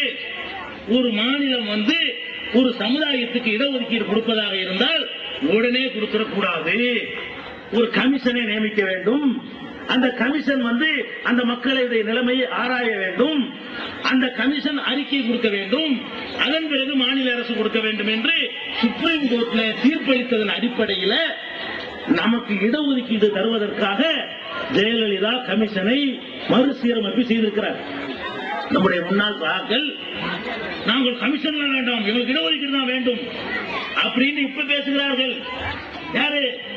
எந்த இயக்கத்தை நம்ம ஒரு காலத்தில் உண்டாக்கி வளர்த்தோமோ, திமுகவுடைய சிறுபான்மை பிரிவாக இன்றைக்கு மாறிவிட்டார்களோ, கருணாநிதி உட்கார்ந்து எதிர்க்கும் போதெல்லாம் தாங்களும் உட்கார்ந்து எதிர்த்தார்களோ, கொடியை கொண்டு ஆட்டினார்களோ, கருணாநிதியை வரவேற்பதற்கு ரயில்வே ஸ்டேஷன் ஓடினார்களோ, அந்த மாதிரி ஆளுக்கு என்ன பேசுறாங்க? இடஒதுக்கீடு ஒரு கமிஷன் தான் வரும். இவர்களே 6 மாதத்திற்கு முன்னால் நடத்திய செயற்குழுவிலே தீர்மானம் போட்டார்கள், இடஒதுக்கீடு தந்துடக்கூடாது, கமிஷன் தான் போடணும், கமிஷன் போட்ட பிறகுதான் எங்களுக்கு இடஒதுக்கீடு தரணும் என்று தீர்மானம் போட்டார்கள். அந்த அடிப்படையில் ஜெயலலிதா அவர்கள் இடஒதுக்கீட்டுக்கான கமிஷனை அறிவித்திருக்கிறார்கள். அதை வாங்குவதற்கு தான் உங்களை திரட்டணும். 10 லட்சம் பேருடைய உழைப்பு வீண் போகவில்லை. இந்த சக்தியை பார்த்துவிட்டு முஸ்லீம்கள் ஓட்டு நமக்கு கிடைக்க வேண்டுமானால் தலைவர்களை குழுமைப்படுத்த முடியாது. இனிமேல் எங்களை கூப்பிட்டாங்க. யார் கூப்பிட்டா? ஜெயலலிதா அவர்கள் எங்களை சந்திக்க அழைப்பு விடுத்தார்கள். இடஒதுக்கீடு கொடுத்துட்டு கூப்பிட்டு வர்றோம், சந்திச்சுட்டு எங்களை குளிப்பாட்டு நினைச்சா வரமாட்டோம். முதல்ல எங்க சமுதாயத்துக்கு செய்ய வேண்டியதை ஃபர்ஸ்ட் செய்யுங்க, 2வது நாங்க வருவோம். அதே மாதிரி அறிவித்தார்கள். போயஸ் கார்டனுக்கு வர சொன்னார்கள், வரமாட்டோம். ஜெயலலிதாவுடைய வீட்டுக்கு வரமாட்டோம், தலைமை செயலகத்துக்கு வருவோம், அரசாங்கத்துடைய கோட்டைக்கு வருவோம், பட்ட பகல்ல வருவோம், வெளிப்படையை அறிவித்து விட்டு வருவோம். எங்களை எதிர்க்கக்கூடிய மக்களையும் 12 இயக்கத்தையும் 12 நபர்களை அழைத்துக் கொண்டு போனோம். சாட்சியா வைத்துக் கொண்டு இந்த சமுதாயத்திற்கு இடஒதுக்கீட்டுக்கான ஆணை பிறப்பித்ததற்காக நன்றி தெரிவிக்க சென்றோம். அந்த அடிப்படையில் இன்ஷா அல்லாஹ் அந்த தேர்தல் அறிக்கையில் அவர்கள் குறிப்பிட்டிருக்கிறார்கள், இடஒதுக்கீடு 1 வருஷத்துல அதை நாங்கள் நிறைவேற்றுவோம், கமிஷன் போட்டுவிட்டோம், அதை உறுதியாக அதற்கான நடவடிக்கைகள் மேற்கொள்ளப்படும் என்று சொல்ல வைத்திருக்கிறோம். இதெல்லாம் நாங்க செஞ்ச வேலை இல்லையா? இதையே நீங்க எல்லாம் செய்யல. இந்த சமுதாயம் படிக்காம இருக்கு உங்களுக்கு தெரியாதா? பாலைவனத்தில் கஷ்டப்படுறவங்களுக்கு தெரியாதா? வறுமை போட்டு கீழே உள்ளது தெரியாதா? ஏன் இதை பத்தி நீங்க யாரும் சிந்திக்கல? முஸ்லீம் லீக் சிந்திக்கல, தேசிய லீக் சிந்திக்கல, ஜமாத்துகளை சிந்திக்கல, நாங்க ஏன் சிந்திச்சோம்? எவன் குர்ஆன் ஹதீஸ்ல நிக்கிறான் அவன் தான் சிந்திப்பான். அல்லாஹ் ரசூல் என்று எவன் பேசுகிறானோ அவன் மட்டும்தான் சிந்திப்பான் சமுதாயத்தை பற்றி. மற்றவன் தன்னுடைய சொந்த நலனை சிந்திப்பான். அந்த அடிப்படையில் இடஒதுக்கீட்டுக்கான போராட்டத்திலும் உங்களை இறக்கி அதை வென்றெடுத்து தந்துவிட்டு இந்த தேர்தலிலே தெளிவான நிலைப்பாடு அறிவித்திருக்கிறோம். என்ன நிலைப்பாடு?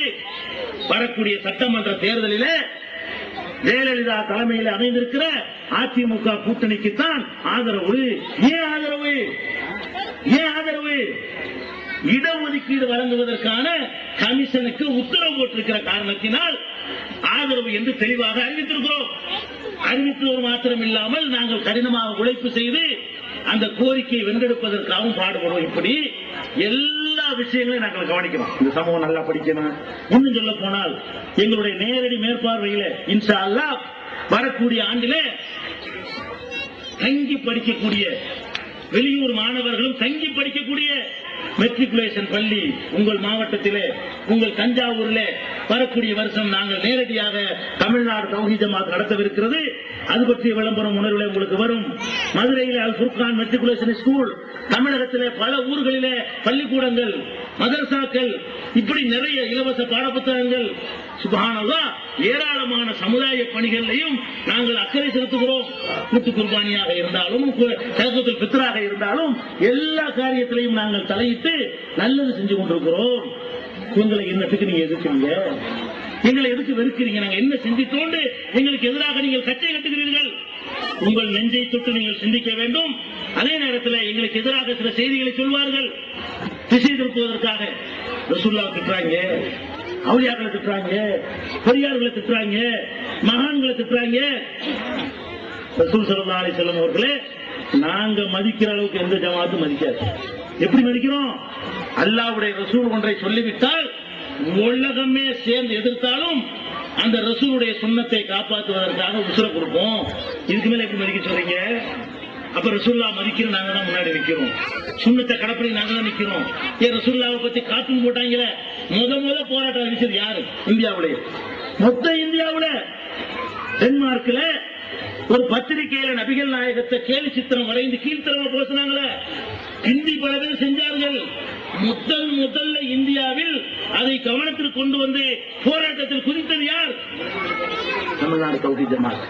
ஆக இப்படி ஒரு ஜமாத்து நாடு முழுவதும் இருப்பது உங்களுக்கு நல்லது, நமக்கு நல்லது, எல்லோருக்கும் நல்லது என்று கூறி குர்ஆன் அடிப்படையிலையும் நபிகள் நாயகம் ஸல்லல்லாஹு அலைஹி வஸல்லம் அவர்களுடைய வழிகாட்டுதல் அடிப்படையில் மாத்திரம் நம்முடைய எல்லா விதமான வணக்க வழிபாடுகளையும் அமைத்துக் கொள்ள வேண்டும் என்று கூறி, தேர்தல் நேரமாக இருக்கிற காரணத்தினால் நம்ம குறிப்பிட்ட நேரத்தில் முடித்தாக வேண்டும். நன்றி உரைக்கு துவாவெல்லாம் இருக்கிற காரணத்தினால் அப்படி உட்காருங்க. கொஞ்ச நேரம் ஆக்க பொறுத்தவங்க ஆற பொறுக்கணும். இவ்வளவு நேரம் உட்கார்ந்துருந்தீங்கல்ல, இதெல்லாம் நீங்க இபாதத் ஆக்கிற முடியும். ஒரு நேரம் உட்கார்ந்து இருக்கிறீங்க, உட்கார்ந்து இருந்ததுக்குன்னு ஒரு நன்மை கிடைக்கும். மறுமையில் எப்ப கிடைக்கும்?